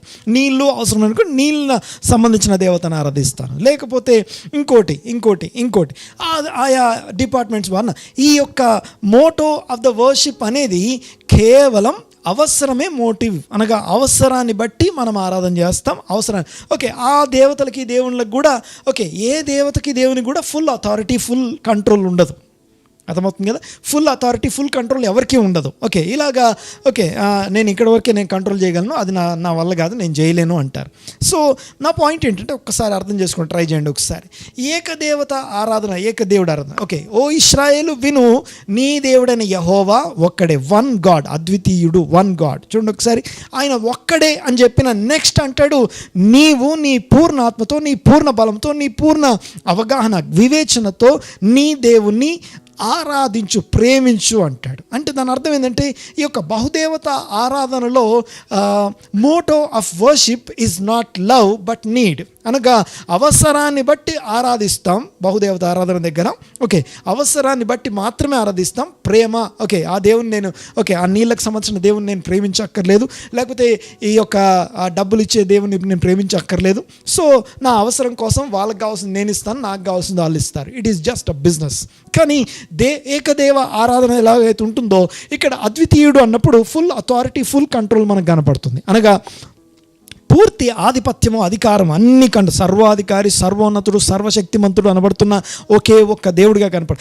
ఆ ఒక్క దేవుడిని నేను ఆరాధించడానికి నా ఆరాధన యొక్క మోటో ఏంటంటే, నా అవసరం మోటో కాదు. ఒక్కసారి నా పాయింట్ వినండి ఒకసారి. పాస్టర్ గారు మేము ఎవరం బహుదేవత ఆరాధన చేయట్లేదు అనొచ్చు, కానీ if your worship is motivated by your need, you are doing polytheism. అర్థమవుతుంది కదా? You are under polytheism. అంటే దాని అర్థం ఏంటంటే, ఓకే నీ యొక్క అవసరాన్ని బట్టి దేవుణ్ణి ఆరాధించమని వాక్యం చెప్పట్లేదు. ఓకే, మరొకసారి నీ అవసరాన్ని బట్టి దేవుణ్ణి ఆరాధించు అని వాక్యం చెప్పట్లేదు. కానీ ఏం చెప్తుందంటే నీ పూర్ణ ఆత్మతో, నీ పూర్ణ బలంతో, నీ పూర్ణ వివేకంతో నీ తండ్రి అని దేవుని ప్రేమించు. ప్రేమించడం అనగా అర్థం ఏంటంటే దేవుణ్ణి ప్రేమించే భాష ఆయన ఆజ్ఞలు గైకొనుట, ఆయన ఆజ్ఞలు అనుసరించడం అనేది ఆయన్ని ప్రేమించే భాష అయి ఉన్నది. అనగా దేవుని ఆజ్ఞ ఏంటో తెలుసుకొని ఆ పూర్వీకులకు బోధించబడినటువంటి మాట ఏదైతుందో దాని యొక్క అవగాహన పూర్తిగా నేను నేర్చుకొని గ్రహించి దాంట్లో ఉన్నటువంటి ఆయన నా తండ్రి కాబట్టి ఆ పరలోకపు తండ్రిని అబ్బా తండ్రి అని పిలుస్తూ ఆయన ఆజ్ఞలు గైకొనుట నేను. దేవునికి స్తోత్రం కలుగును గాక. చూడండి ఒకసారి ఈ యొక్క పాలిథియిజంకి మోనోథియిజంకి ఉన్న డిఫరెన్స్ ఇది. అందుకే వాక్యం ఏముంటుందంటే మార్క్స్ వార్త 12:30 యేసు ప్రభుని ఆ యొక్క శాస్త్రి అడుగుతా ఉన్నాడు. ఆయన అడుగుతా ఉన్నాడు వాట్ ఈస్ ద ముఖ్యమైన ఆజ్ఞ ఏది అని అడిగినప్పుడు యేసు ప్రభు డైరెక్ట్గా ఆన్సర్ చెప్తున్నాడు. ఓ ఇశ్రాయేలు విను, నీ దేవుడైన యెహోవా ఒక్కడే, ఆయనని నీ పూర్ణ ఆత్మతో, with all your soul, with all your wisdom and with all your understanding and with all your heart, with all your resources, strength, ఆయన్ని ప్రేమించు అంటాడు. I worship God because I love him. I give everything to him, whatever I give to him because of I love him. అంతేగాని నా అవసరం కోసం చాలామంది దశంభాగాలు ఇచ్చేటప్పుడు, కానుకలు వేసేటప్పుడు దే ఎక్స్పెక్ట్ సంథింగ్. అర్థమవుతుందనే మాట్లాడేది. చూడండి ఒకసారి, నేను విత్తిన దాన్ని కోసుకోవడం అనేది కోతకి యజమానుడు ఆయన ఇస్తాడు, దానికి కాదు. కానీ బట్ నా పాయింట్ ఏంటంటే నాకు నువ్వు ఇచ్చిన దాంట్లో నుంచి ఇదిగో నేను తీసుకొచ్చాను. ద్వితీయోపదేశకాండ 26వ అధ్యాయం చదవండి ఒకసారి. ఆ యొక్క దశంభాగం ఇచ్చే వాళ్ళు ఏం మాట్లాడాలో రాస్తుంది, ప్రథమ ఫలం ఇచ్చే వాళ్ళు ఏం మాట్లాడాలో రాస్తుంది. నేను ఇదిగో నేను నీకు తీసుకొచ్చాను, నువ్వు నాకు ఇచ్చిన దాంట్లో నుంచి నేను నిన్ను ప్రేమిస్తున్నాను. I need your relationship, I need your relationship, not more than that. దేవుని రిలేషన్షిప్కి వచ్చిన తర్వాత ఆయన తన కుమారుణ్ణి మన కొరకు ఇచ్చాడు అని చెప్పి మనం చూస్తాం. దేవునికి స్తోత్రం. ఆ కుమారునితో పాటు సమస్తం ఇవ్వడానికి ఆయన వెనకబోడు. కానీ మనము ప్రేమించేటప్పుడు మనం ఆరాధించేటప్పుడు మన motto of worship it should not be our need, మన యొక్క అవసరాన్ని బట్టి ఆరాధించొద్దు. దేవునికి స్తోత్రం కలుగును గాక. ముందుకెళ్దాం. చూడండి ఒకసారి, ఈ యొక్క బట్ ఐ సే అనే మాటని మాట్లాడుతున్నప్పుడు ఆ యొక్క ఒక్క దేవుడి దగ్గర నుంచి వాక్యమై ఉన్న దేవుడు, వాక్యమై ఉన్నవాడు శరీరం ధరించుకొని తనే మనలాంటి నీలాంటి నాలాంటి శరీరం ధరించుకొని దాని యొక్క అసలైనటువంటి స్పిరిట్ ఆఫ్ ద లాని ఆత్మచేత నింపబడిన వాడై తను బోధిస్తున్నాడు. చూడండి ఒకసారి, బట్ ఐ సే, ఆ యొక్క అథారిటీతో మాట్లాడడం మనం చూస్తున్నాం. దేవునికి మహిమ కలుగును గాక. చూడండి ఒకసారి, ఆ తర్వాత మనం గమనిస్తే ఆ యొక్క 6 సెగ్మెంట్స్లో ఉన్నటువంటి కామన్ పాయింట్ ఐ సే అనే మాట. బట్ ఐ సే అనే మాట. దేవునికి స్తోత్రం కలుగును. నేను మీతో చెప్పినదేమనగా అనే మాట. సో ద ఫస్ట్ ఆ యొక్క నేను మీతో చెప్పినది ఏమనగా అని మాట్లాడుతూ మొదట ఆయన చెప్పే మాట ఏందో చూడండి ఒకసారి 21వ వచనం మరొకసారి చదువుతాం. చూడండి ఒకసారి 21వ వచనం, మత్తయి సువార్త 5వ అధ్యాయం 21వ వచనం. నరహత్య చేయవద్దు, నరహత్య చేయువాడు విమర్శకు లోనగునని అని పూర్వీకులతో చెప్పబడిన మాట మీరు విని ఉన్నారు. నేను మీతో చెప్పినదేమనగా తన సహోదరుని మీద కోపపడు తన సహోదరులు తన సహోదరుని చూసి కోపపడువాడు విమర్శకు లోనగును. తర్వాత తన సహోదరుని చూసి వ్యర్థుడా అని చెప్పువాడు మహాసభకి లోనగును. ద్రోహి అని చెప్పువాడు నరకాగ్నికి లోనగును. ఆ లోనగును లేబుల్ అనే పదం దగ్గర ఏదైతే ఉందో ఇందాక మనం మాట్లాడుకున్నాం. The danger of the judgment గురించి మాట్లాడుకున్నాం. ద ఫస్ట్ పాయింట్ ఏంటంటే అందులో యేసు ప్రభు I say to you. Yesu ప్రభు చెప్పే మాటలు ఏవైతే ఉన్నాయో లెటర్ యొక్క స్పిరిట్ అండ్ లెటర్ యొక్క హార్ట్ని జ్ఞాపకం చేస్తున్నాడు. దేవునికి స్తోత్రం కలుగును గాక. దేవుని యొక్క హృదయాన్ని, తండ్రి యొక్క హృదయాన్ని ఇక్కడ పెడుతున్నాడు. మరొకసారి గుర్తు చేస్తాను చూడండి ఒకసారి. లోకములో ఆ యొక్క అదృశ్యుడైన పరలోకపు తండ్రి మహిమపరచబడినట్లుగా మీ క్రియల, మీ దృష్టి దృశ్య క్రియలు ఉండాలి, అనగా మీరు కనిపించే మీ క్రియలు అదృశ్యుడైన మీ పరలోకపు తండ్రిని మహిమపరిచేవిగా ఉండాలి అనే విధంగా ఈ యొక్క మాటలు చెప్పబడుతున్నాయి. ఆ తర్వాత the purpose of this sermon, తర్వాత రెండో విషయం ఏంటంటే ఆ యొక్క శాస్త్రులు పరిసయ్యులు మీతో చెప్పిన వారు ఏదైతే ఉందో వాళ్ళు చెప్తారు కానీ వాళ్ళు చేయరు, కానీ మీరు చెప్పి చేయడం గురించి, తర్వాత అంతేకాదు దాని యొక్క లోతుగా ఒక్కొక్క వాక్యం యొక్క ఒక్కొక్క లెటర్ యొక్క స్పిరిట్ ఏమై ఉన్నది, హార్ట్ ఏమై ఉన్నది, ఇంటెన్షన్ ఏమై ఉన్నది, ఉద్దేశం ఏమై ఉన్నది అనేది మీకు తెలియబడడం, మీకు బోధపరచడం కోసము ఆయన బోధకుడుగా మన మధ్యకి రావడం మనం చూస్తున్నాం. అందులో మొదటి మాట మర్డర్, ఆ యొక్క నరహత్య చేయరాదు అని చెప్పేటప్పుడు ఆయన మాట్లాడుతూ నీ సహోదరుని, మీలో ఎవరన్నా మీ సహోదరుని చూసి కోప్పడితే, ఆ కోపపడితే అన్న పదం దగ్గరికి వెళ్తే యాంగ్రీ అనే మాట మనం చూస్తాం. చూడండి ఒకసారి, అక్కడ యాంగర్ అనే మాట ఏదైతుందో murder begins with anger, murder begins with anger. Okay, the root of the murder is anger. కోపం అనేది నరహత్యకి మూలము అని అర్థం. చూడండి ఒకసారి, నరహత్య అనేది ఒక చెట్టు యొక్క ఫ్లవరో ఫ్రూటో అయితే దాని వేరు యాంగర్. ఓకే, సహోదరుని చూసి కోప్పడ్డావా, ఓకే, యు ఆర్ లేయబుల్ అంటే there is a danger of judgment. నీవు విమర్శకు లోనవడానికి రెడీగా ఉండు అని అర్థం. దేవునికి స్తోత్రం. చూడండి ఒకసారి, ఈ కోపము అనే దాని గురించి first message of the Bible, అనగా మొట్టమొదటి ప్రసంగం బైబిల్లో ఎక్కడ ఉంది అని ఎవరు నన్ను అడిగితే మొదటి ప్రసంగము దేవుడు కయ్యనుతో చేసిన ప్రసంగం. ఓకే, ద ఫస్ట్ మెసేజ్ అనగా కయ్యను తప్పిపోకముందే కయ్యన్లో యాంగర్, బిటర్నెస్, యాంగర్ అనే దానికి ఆ యొక్క గ్రీక్ పదం అక్కడ చూస్తే ఆర్గిజో అనే పదం మనం చూస్తాం. రాత్ అని అర్థం. రాత్ అనే ఆర్గ్ అనే పదానికి రాత్ అనే వర్డ్ నుంచి ఇవి పుట్టడం మనం చూస్తాం. ఇదేంటంటే బిటర్నెస్, తర్వాత చేదుతో కూడినటువంటి గ్రడ్జ్ని లోపల పెట్టుకోవడం సహోదరుల మీద. ఆ తర్వాత చూస్తే రెఫ్యూజ్ టు ఫర్గివ్, క్షమించడానికి, వదిలేయడానికి, లెట్ ఇట్ గో, పర్వాలేదులే, పోనీలే అనుకోవడానికి ఇష్టపడనటువంటి మనస్తత్వం. మరొకసారి చెప్తాను చూడండి ఒకసారి, యేసు ప్రభు వాడిన పదము అయితే మన బైబిల్ గ్రీక్ భాషలో రాసుంది. కొత్త నిబంధన రాసున్నటువంటి గ్రీక్ భాషలో రాసున్నటువంటి ఆ పదాన్ని ఆర్గిజో అనే మాటకి మర్డర్ అనే మాట, యాంగర్ అనే మాట. యాంగర్ అనే మాట ఆర్గ్ అనే రాత్ అనే పదం నుంచి పుడుతుంది. ఈ పదం యొక్క ముఖ్యమైన డెఫినేషన్ ఏంటంటే ఏదో ఒక గ్రడ్జ్ని లోపల పెట్టుకోవడం. ఓకే, ఏదో ఒక అసహనాన్ని, గ్రడ్జ్ని, అసూయ, ద్వేషాన్ని, ఓకే, మత్తతుని ఏదో ఒక లోపల పెట్టుకోవడం. ఆ తర్వాత చేదైనటువంటి దాన్ని హోల్డ్ చేస్తూ కంటిన్యూగా ఉండడం. ఆ తర్వాత మీరు చూస్తే ఇక్కడ చూడండి ఒకసారి, గ్రీక్ భాషలో కోపము అనే పదానికి 2 పదాలు ఉన్నాయి. ఓకే, ఆ రెండో పదం, ఓకే, ఈ ఆర్గిజో అనేది అవుతుందో ఇట్స్ అ లాంగ్ బ్యాక్, అనగా కంటిన్యూగా మోసేది అని అర్థం. చూడండి ఒకసారి, కొంతమంది మీదేమో వెంటనే కోపం వచ్చేస్తుంది, వెంటనే అది అయిపోతుంది. గ్రీక్లో కోపము అంటానికి వీ హ్యావ్ 2 words, టుమోస్ అని ఒక పదం ఉంది, ఆర్గిజో అని 2 పదాలు ఉన్నాయి. అయితే ఇక్కడ మనం చూస్తే ఈ ఆర్గిజో అనే పదం ఏదైతే ఉందో, ఆర్గిజో అంటేనేమో కంటిన్యూస్గా చాలా రోజులు ద్వేషాన్ని, కోపాన్ని పెట్టుకునే కోపం ఇది. ఓకే, యేసు ప్రభు సహోదరుని మీద కోపపడువాడు అంటే అప్పటికప్పుడు కోపం వచ్చి అప్పటికప్పుడు బయటేసే కోపం కాదు. ఒక బిటర్ ఒపీనియన్ని, ఒక చేదైనటువంటి అభిప్రాయాన్ని, చేదైనటువంటి ద్వేషాన్ని లోపల పెట్టుకొని కంటిన్యూగా ఉండడం గురించి మాట్లాడుతున్నాడు అక్కడ. చూడండి ఒకసారి, ఇలాంటిది సహోదరుల మీద, మీ సహోదరుని మీద నువ్వు ఏదన్నా కలిగి ఉంటే ఏమంటున్నాడు, యు ఆర్ లేయబుల్, ఎకనోస్. ఓకే, నువ్వు లేబుల్ అంటే there shall be judgment. Okay, danger of judgment అనగా తీర్పుకి నువ్వు వచ్చేయాలి. ఎక్కడ తీర్పుకి నువ్వు రావాలి? చూడండి ఒకసారి, యాంగర్, ద మొదటి ప్రసంగాన్ని కనుక బైబిల్లో కనుక మనం చూస్తే ఆ యొక్క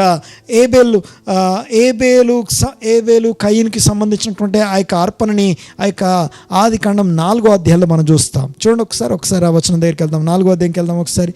ఆదికాండం 4వ అధ్యాయంకి వెళ్ళండి ఒకసారి. యేసు ప్రభు వాడుతున్న పదాలు ఏవైతే ఉన్నాయో, ఓకే, బైబిల్ స్టడీ చేసేటప్పుడు మనం గుర్తుపెట్టుకోవాల్సిన ముఖ్యమైన విషయం ఏంటంటే, మొట్టమొదట ఈ పదం నేను మొదట ఎక్కడ చూశాను, ఇలాంటిది ఎక్కడ విన్నాను అని స్టడీ చేయాలి. కోపము నరహత్యకి కారణం గనుక నువ్వు నరహత్య చేస్తేనే తీర్పుకి వెళ్తావని విన్నారు. నో, దాని ఉద్దేశం నరహత్య అనేది తర్వాత వస్తుంది. కానీ అసలు రూట్ ఏంటంటే చేదైనటువంటి యాంగర్, కోపము, బిటర్నెస్, ఆ యొక్క గ్రడ్జ్ లేకపోతే అసహనము, ద్వేషము ఏదైతే ఉందో, సహోదరుని మీద నువ్వు లోపల పెట్టుకొని చాలా రోజులు ఉంచుకోవడం ఏదైతుందో అది నిజమైనటువంటి ద్వేషం. అది నిజంగా నువ్వు నరహత్య చేస్తున్నావు. అలాంటి వారు ఆ యొక్క తీర్పుకు లోనవుతారు అంటాడు. ఓకే, చదువుదాం ఒకసారి 4వ అధ్యాయము 3వ వచనం. 3వ వచనం. 4వ అధ్యాయం 3వ వచనం. కొంతకాలమైన తరువాత కయీను పొలము పంటలో కొంత యెహోవాకు అర్పణగా తెచ్చాను. హేబేలు కూడా తన మందలో తొలుచూలున పుట్టిన వాటిలో క్రొవ్విన వాటిని కొన్ని తెచ్చాను. యెహోవా హేబేలును అతని అర్పణను లక్ష్య పెట్టెను, కయీనును అతని అర్పణను లక్ష్య పెట్టలేదు. కాబట్టి కయీనుకు మిక్కిలి కోపము వచ్చి అతడు తన ముఖము చిన్నపుచ్చుకొనగా యెహోవా కయీనుతో మాట్లాడుతూ, వై ఆర్ యు యాంగ్రీ? నీవెందుకు కోపగించుకుంటున్నావు? చదవండి ఒకసారి. నీకు కోపమేలా? దేవునికి స్తోత్రం కలుగునుగాక. ఓకే, సో కయీనుకి కోపం వచ్చిన కోపం ఏదైతే ఉందో ఆ కోపం గురించి యేసుప్రభు మాట్లాడుతున్నాడు. కయీనుకు హేబేలు మీద కోపానికి హేబేలు కయీన్ ఏం అనలేదు, కయీన్ ఏం చేయలేదు. కానీ కయీను కంపారిజన్లో వారిద్దరి మధ్య ఉన్నటువంటి ఆ యొక్క ఏమంటారు సహోదరుని మీద ఏదైతే కోపం పెట్టుకున్నాడు చూసారా. ఓకే, సో ఈ ద్వేషము, ఈ కలహము మన సోల్ అందుకు తయారు చేయబడలేదు. ఓకే, ఈ మన లోపల ఉన్నటువంటి సోల్ ఏదైతే ఉందో, దేవుని యొక్క జీవవాయు వల్ల వదిలినటువంటి సోల్ ఏదైతే ఉందో, మన ఎమోషన్స్ ఏవైతే ఉన్నాయో, తర్వాత మన యొక్క ఇంటలెక్చువాలిటీ, తర్వాత మన యొక్క చాయిస్, చిత్తము, ఓకే, వీటన్నిటికీ సంబంధించినటువంటి సోల్ ఏదైతే ఉందో ఆ సోల్లో కోపము అనే దానికి అవకాశం లేదు. ఓకే, యేసుప్రభు మాట్లాడుతూ ఆయన చెప్తున్న మాట ఏంటంటే, ఓకే, మీ సహోదరులు ఎవరైనా చూసి మీరు కోపపడితే, ఏమని రాస్తుంది అక్కడ? చదవండి ఒకసారి. మత్తయి సువార్త 5వ అధ్యాయము. సహోదరుని మీద కోపపడువాడు, తన సహోదరుని మీద కోపపడు ప్రతివాడును విమర్శకులోనవ్వాలి. ఓకే, అంటే నరహత్య చేసిన వాడు నిజంగా ఒక మనిషిని పట్టుకొని మర్డర్ చేసిన వాడే వచ్చి ఆ యొక్క విమర్శకు వస్తాడు అని కాదు, కానీ నరహత్య చేసిన వాడు కాదు, కానీ నరహత్యకి రూట్ కాజ్ అయినటువంటి యాంగర్ దేవుడు కయీనుతో వెళ్ళి మాట్లాడుతున్నాడు. ఎందుకంటే ఆ యాంగర్ ఎంత డేంజరో దేవునికి తెలుసు. మంచి చెడులను తెలివినిచ్చు ఆ యొక్క ఫలవృక్షం తిన్నప్పుడు మనిషి ఇండిపెండెంట్ అయిపోతాడు. ఓకే, ఇండిపెండెంట్ అయ్యాడు, కానీ నాట్ మెచ్యూర్డ్ ఎనఫ్.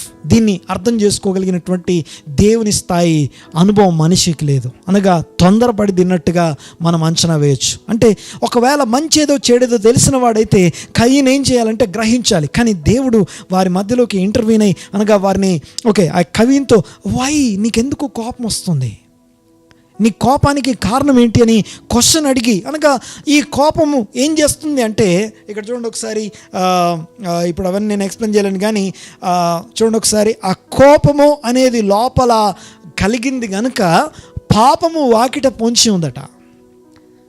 మరొకసారి, కోపము అనే డోర్ నేను ఓపెన్ చేసినప్పుడే నరహత్య అనే పాపం బయట వాకిట పొంచి ఉన్నది. ఓకే, బయట పొంచి ఉన్నటువంటి ఆ యొక్క నరహత్య అనేది వచ్చి నన్ను, నా సోల్ని రూల్ చేయబోతుంది, పరిపాలించబోతుంది. ఆ పరిపాలించడానికి ఐ ఓపెన్ ద డోర్. ఆ డోర్ని ఓపెన్ చేశాను. ఏంటి ఆ డోర్ అంటే యాంగర్. అందుకనే యేసుప్రభు అంటున్నాడు, ఎవరినో చంపితే నరహత్య. ఓకే, చంపినటువంటి, ఓకే, నరహత్య అనే మాట గురించి ఓకే, ఇంకా మనం ముందుకు వెళ్తాం. చూడండి ఒకసారి, మర్డర్ అనే మాటని ఇంకా మనం ఎక్స్ప్లెయిన్ చేసుకోలేదు. ఓకే, ఆ యొక్క నరహత్య చేసిన వారు ఎవరైతే ఉన్నారో, అనగా నరహత్యకి మూల కారణమైనటువంటి యాంగర్ ఏదైతే ఉందో, కోపపడు వాడు నరహత్య చేస్తున్నాడు. నరహత్య చేసిన వాడితో సమానంగా ఎంచబడుతూ, ఓకే, విమర్శకుల్లోనవుతారు. కోర్టు దగ్గరికి తీసుకురావాలి, అనగా లోకల్ కోర్ట్ అని అర్థం. ఓకే, ఫస్ట్ విమర్శ.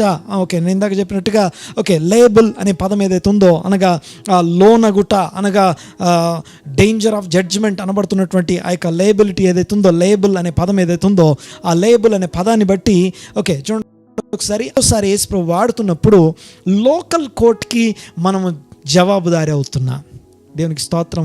లోకల్ కోర్ట్ మనల్ని తీర్పు తీర్చడానికి రెడీగా ఉంటుంది. ఎందుకంటే నేను కోపం లోపల కలిగి ఉన్నాను, ఇంకా నేను ప్రజెంట్ చేయలేదు. సహోదరుని చూసి కోపపడువాడు అంటే బయటికి కోపాన్ని ప్రజెంట్ చేసిన వాడు అని కాదండి, కోపాన్ని లోపల కలిగి ఉన్నవాడు అని అర్థం. కయీను కోపం లోపల ఉంది, ఇంకా కయీను హేబేల్ మీద కోపపడలేదు, కయీను హేబేల్ని ఇంకా చంపలేదు. కానీ దేవుడే డైరెక్ట్గా వచ్చి చెప్తున్నాడు, ఇక్కడ ఈ ఫస్ట్ సిమ్టమ్ కనపడతా ఉంది దేవునికి. ఆ యొక్క సోల్లో ఉండకూడనటువంటి ఒక వేరు మొలవడం, చేదైన వేరు ఆ యొక్క కయీను లోపల మొలవడాన్ని చూసిన దేవుడు వెంటనే స్పందిస్తున్నాడు. ఆ యొక్క విషయాన్ని తెలిసినటువంటి దేవుడు వచ్చి కయీనుతో అంటున్నాడు, కయీను కోపమేలా నీకు వై ఆర్ యూ యాంగ్రీ, నువ్వెందుకు ఇంత కోపంగా ఉన్నావు అని చెప్పి, నీ కోపానికి కారణము కోపం. మరి కోపాన్ని తప్పించుకోవడం ఎలాగంటే, నీవు సత్క్రియ చేసిన ఎడల తల ఎత్తుకుంటావు కదా, నువ్వు తల దించుకొని తల ఎత్తుకున్నోడి మీద కోపం తెచ్చుకుంటున్నావు. సత్క్రియ చేసిన ఎడల యేసుప్రభు ఎక్కడ మీ సత్క్రియలు అనబడుతున్న వెలుగును ప్రకాశింపనీయడి అనబడుతున్న ఆ మాటకి ఇక్కడ ఉన్నటువంటి మొదటి ఆ యొక్క నరహత్య అనబడుతున్న మాటని మనం ధ్యానం చేస్తున్నాం. చూడండి ఒకసారి. నరహత్య ఇశ్రాయేలుకి దేవుడు ఇచ్చిన 10 ఆజ్ఞల్లో ఒకటై ఉన్నప్పుడు అది పాపం కాలేదు, కానీ అది మొదటి నుండి అది పాపంగానే ఎంచబడుతోంది. దేవునికి స్తోత్రం కలుగును గాక. ముందుకెళ్దాం. చూడండి ఒకసారి ఆ మాట. మనం కనుక రోమీలకు రాసిన పత్రిక 6వ అధ్యాయము 12వ వచనం చూడండి ఒకసారి. రోమీలకు రాసిన పత్రిక 6వ అధ్యాయం 12వ వచనం. నీ కోపము ఆ యొక్క పాపము నిన్ను ఏలడానికి నువ్వు డోర్ ఓపెన్ చేస్తావు. 6వ అధ్యాయం 12వ వచనం చూడండి ఒకసారి. కాబట్టి శరీర దురాశలకు లోబడినట్లుగా చావునకు లోనైన మీ శరీరమందు పాపమును ఏలనీయకుడి. సో పాపము ఏలడానికి you are opening the door. ఈ యొక్క పౌలు తర్వాత చక్కని మాటలు ఉన్నాయి మనకి. చూడండి ఒకసారి పౌలు మాట్లాడే మాటలు, అవన్నీ తర్వాత చూద్దాం. కానీ ముందైతే ఈ యొక్క రోమీలకు రాసిన పత్రికలో పౌలు చెప్తున్నాడు, పాపమును ఏలనీయడానికి డోర్ తీయకండి అంటున్నాడు. కయీను ఆ డోర్ ఓపెన్ చేశాడు. తర్వాత చూడండి ఒకసారి 13వ వచనం.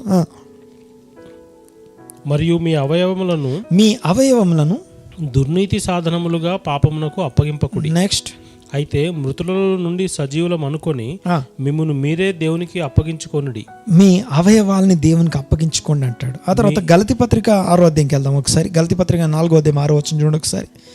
గలతీ పత్రిక 4వ అధ్యాయం 6వ వచనం చూడండి ఒకసారి.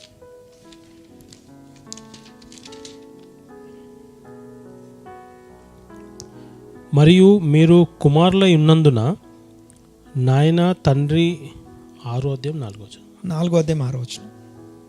4వ అధ్యాయం 6వ వచనం. మరియు మీరు కుమారులై ఉన్నందున నాయన తండ్రి అని మొరపెట్టు తన కుమారుని ఆత్మను దేవుడు మన హృదయంలోనికి పంపెను. 7వ వచనం. ఎస్. కాబట్టి నీవిక దాసుడవు కావు, కుమారుడవైతే దేవుని ద్వారా వారసుడవు. సో శరీరాన్ని పాపానికి అప్పగించి, పాపం వేలడానికి అప్పగించొద్దు, పరిశుద్ధాత్మకు అప్పగించు అని 2 మాటలు మనం చూస్తూ ఉన్నాం. యాంగర్ అనేది అదొక ఎమోషనల్ ఏమంటారంటే సంథింగ్. ఇంకో మాటలో చెప్పాలంటే యోహాన్ ఏం రాస్తున్నాడు చూడండి ఒకసారి. ఒక 3 వచనాలు జ్ఞాపకం చేస్తాను. మొదటి యోహాను పత్రిక 2వ అధ్యాయం 9వ వచనం. యోహాను ఈ యాంగర్ గురించి ఏమంటున్నాడు చూడండి ఒకసారి. కోపం గురించి యోహాను ఏమంటున్నాడు. మొదటి యోహాను పత్రిక 2వ అధ్యాయం 9వ వచనం. వెలుగులో ఉన్నాను అని చెప్పుకొనుచు తన సహోదరుని ద్వేషించువాడు, ఎవరైతే సహోదరుని మీద any kind of grudge, any kind of hatred లేకపోతే బిటర్నెస్ ని పెట్టుకొని ఉంటారో వారు ఏం చేస్తున్నారట, ఇప్పటి వరకును చీకట్లోనే ఉన్నారు, ఇంకా చీకట్లో ఉన్నారు. వెలుగులో ఉన్నామని చెప్పుకుంటాం కానీ ఇంకా చీకట్లోనే ఉన్నాం. తర్వాత చూడండి ఒకసారి అదే మొదటి యోహాను పత్రిక 3వ అధ్యాయం 15వ వచనం చూడండి ఒకసారి. 3వ అధ్యాయం 15వ వచనం. తన సహోదరుని ద్వేషించువాడు, ద్వేషించువాడు నరహంతకుడు. యాంగర్ కారణము అనబడుతున్నటువంటి ఆ యొక్క యాంగర్ ఏదైతుందో బిటర్నెస్ కానీ వీటన్నిటి యొక్క నరహత్య గురించి యేసు ప్రభు మాట్లాడిన మాటల్ని యోహాను మాట్లాడుతున్నాడు. ఇందాక పౌలు మాటలు చూసాం. ఆ తర్వాత ఇంకో యోహాను మాట్లాడిన ఇంకో మాట చూడండి ఒకసారి. 1 John 4:20 4వ అధ్యాయం 20 వచనం చూడండి ఒకసారి. ఎవడైనను నేను దేవుని ప్రేమించుచున్నానని చెప్పి, దేవుని ప్రేమించుచున్నాను అని చెప్పి తన సహోదరుని ద్వేషించిన సహోదరుని ద్వేషించువాడు అతడు అబద్ధికుడు అవుతున్నాడు. చూడండి ఒకసారి, మొదటిది ఏమన్నాడు? ఎవరైతే సహోదరుని ద్వేషిస్తున్నాడో ఇంకా చీకట్లోనే ఉన్నాడు అని 2వ అధ్యాయం 9వ వచనంలో చూసాం. 3వ అధ్యాయం 15వ వచనంలో సహోదరుని ద్వేషించువాడు నరహంతకుడు అని చూసాం. ఆ తర్వాత 4వ అధ్యాయం 20వ వచనంలో ఎవరైతే సహోదరుని ద్వేషిస్తున్నాడో వాడు దేవుని ప్రేమించట్లేదు, అబద్ధం ఆడుతున్నాడు అంటున్నాడు. అంటే ఈ యొక్క యోహాను మాటలన్నిటి కామన్ పాయింట్ ఏంటంటే, యోహాను వాటిని డెరైవ్ చేయలే, అనగా యోహాను సృష్టించిన ఆజ్ఞ కాదు. యేసు ప్రభు చెప్తున్న మాట ఏదైతుందో యేసు ప్రభు అప్పుడు చెప్పిన మాట కాదు, అది ఆల్రెడీ ముందు నుంచి ఉంది. పూర్వీకులతో చెప్పిన మాట అది డైల్యూట్ అయిపోయి ఎలా వచ్చిందో ఏమైందో కానీ ఇప్పుడు యేసు ప్రభు స్వయంగా ఆయన స్పష్టంగా చెప్తున్నాడు, నీ సహోదరుని చూసి కోప్పడ్డావా? మర్డర్ చేసినప్పుడు ఏదైతే కోర్ట్ జడ్జిమెంట్ కిందికి భయంతో ఉండాలో అలాంటి భయం క్రిందికి రావాల్సిందే. పౌలు ఏమంటున్నాడు చూద్దాం ఒకసారి. ఎఫెసీ పత్రిక 4వ అధ్యాయం 26వ వచనం 27వ వచనం. ఎఫెసీ పత్రిక 4వ అధ్యాయం 26, 27 వచనాలు. కోపపడుడి కానీ పాపం చేయకండి. సూర్యుడు అస్తమించు వరకు మీ కోపము నిలిచి ఉండనీయకండి. అపవాదికి చోటియకండి. దొంగిలువాడు ఇక మీదట దొంగిలక అక్కరగల వానికి పంచిపెట్టుటకు వీలు కలుగు నిమిత్తము తన చేతులతో మంచి పని చేయుచు కష్టపడవలెను. ఇంకా వినువారికి మేలు కలుగునట్లు అవసరమును బట్టి క్షేమాభివృద్ధికరమైన అనుకూల వచనమే పలుకుడి. కానీ దుర్భాష ఏదైనను మీ నోట రానియకుడి. దేవుని పరిశుద్ధాత్మను దుఃఖపరచకుడి. విమోచన దినం వరకు ఆయన యందు మీరు ముద్రింపబడి ఉన్నారు. సమస్తమైన ద్వేషము అంటానికి పైన కోపడు కానీ పాపం చేయకూడని ఉంది. కాబట్టి దాన్ని మనము ఏమనాలి, దాన్ని ఒక ఆప్షన్గా నేను కోపడ్డాలి తప్పలేదు, నేను పాపం చేయలేదు, కోప్పడ్డానండి. జాగ్రత్తగా కోప్పడడం వేరు, ద్వేషం కలిగి ఉండడం వేరు. సమస్త విధములైన ద్వేషము అని చెప్పి భూమి మీద ఇది మీ అవయవాలు అంటాడు. చదవండి ఒకసారి, మరొకసారి. సమస్తమైన ద్వేషము, కోపము, క్రోధము, అల్లరి, దూషణ. ఒకసారి చూడండి ఒకసారి. సమస్తమైన ద్వేషము, కోపము, క్రోధము, ఇవి లోపల పెట్టుకొని పైన మీరు కోప్పడు కానీ పాపం చేయకుడి అనే పదాన్ని 2 కలిపి చూడండి ఒకసారి.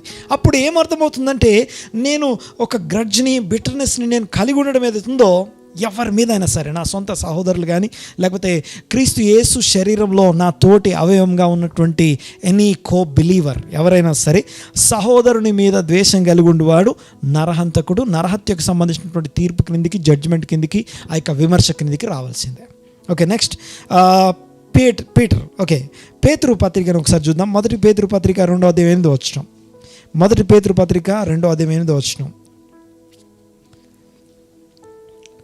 కట్టువారు వాక్యమునకు అవిధేయులై తొట్టిల్లుచున్నారు, దానికే వారు నియమింపబడిది. అయితే మీరు చీకటిలో నుండి ఆశ్చర్యకరమైన తన వెలుగులోకి వచ్చారు. మీరు మిమ్మల్ని పిలిచిన వాని గుణాతిశయములను ప్రచురం చేయు నిమిత్తము ఏర్పరచబడిన వంశము, రాజులైన యాజక సమూహమును, పరిశుద్ధ జనమును, దేవుని సొత్తైన ప్రజలునై ఉన్నారు. ఒకప్పుడు ప్రజగా ఉండలేదు మీరు, ఇప్పుడు దేవుని ప్రజ అయితిరి. నెక్స్ట్, ఒకప్పుడు కనికరించబడలేదు, ఇప్పుడు కనికరించబడ్డారు. ప్రియులారా మీరు పరదేశులు యాత్రికులనై ఉన్నారు గనుక ఆత్మకు విరోధముగా పోరాడు శరీర ఆశలను విసర్జించి అన్యజనులు మిమ్మును ఏ విషయములో దుర్మార్గులను దూషింతురో ఆ విషయంలో వారు మీ సత్క్రియలను చూచి వాటిని బట్టి దర్శన దినమున దేవుని మహిమపరచునట్లు ఆమేన్. దర్శన దినమున దేవుని మహిమపరచునట్లు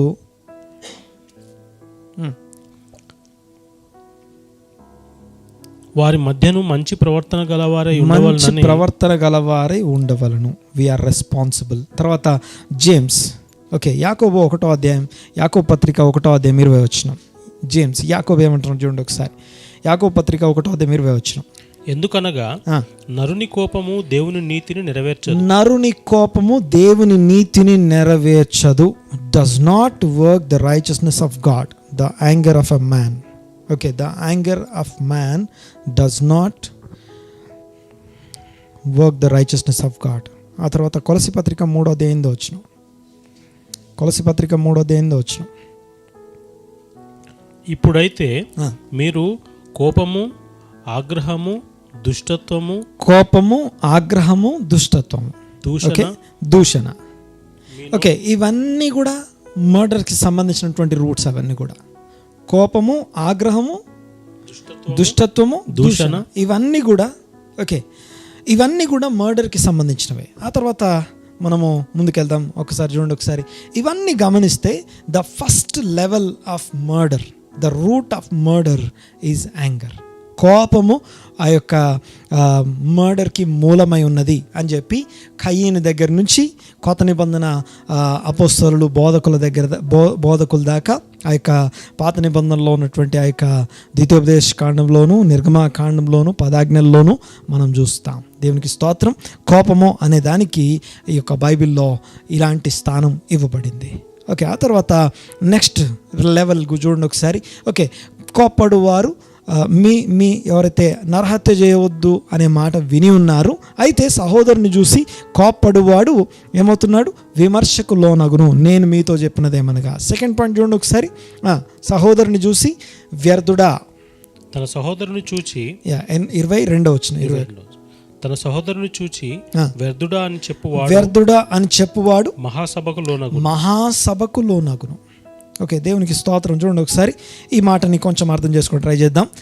రాఖా అనే పదం మనం చూస్తాం. రాఖా అనే మాటకి గుడ్ ఫర్ నథింగ్ అని అర్థం.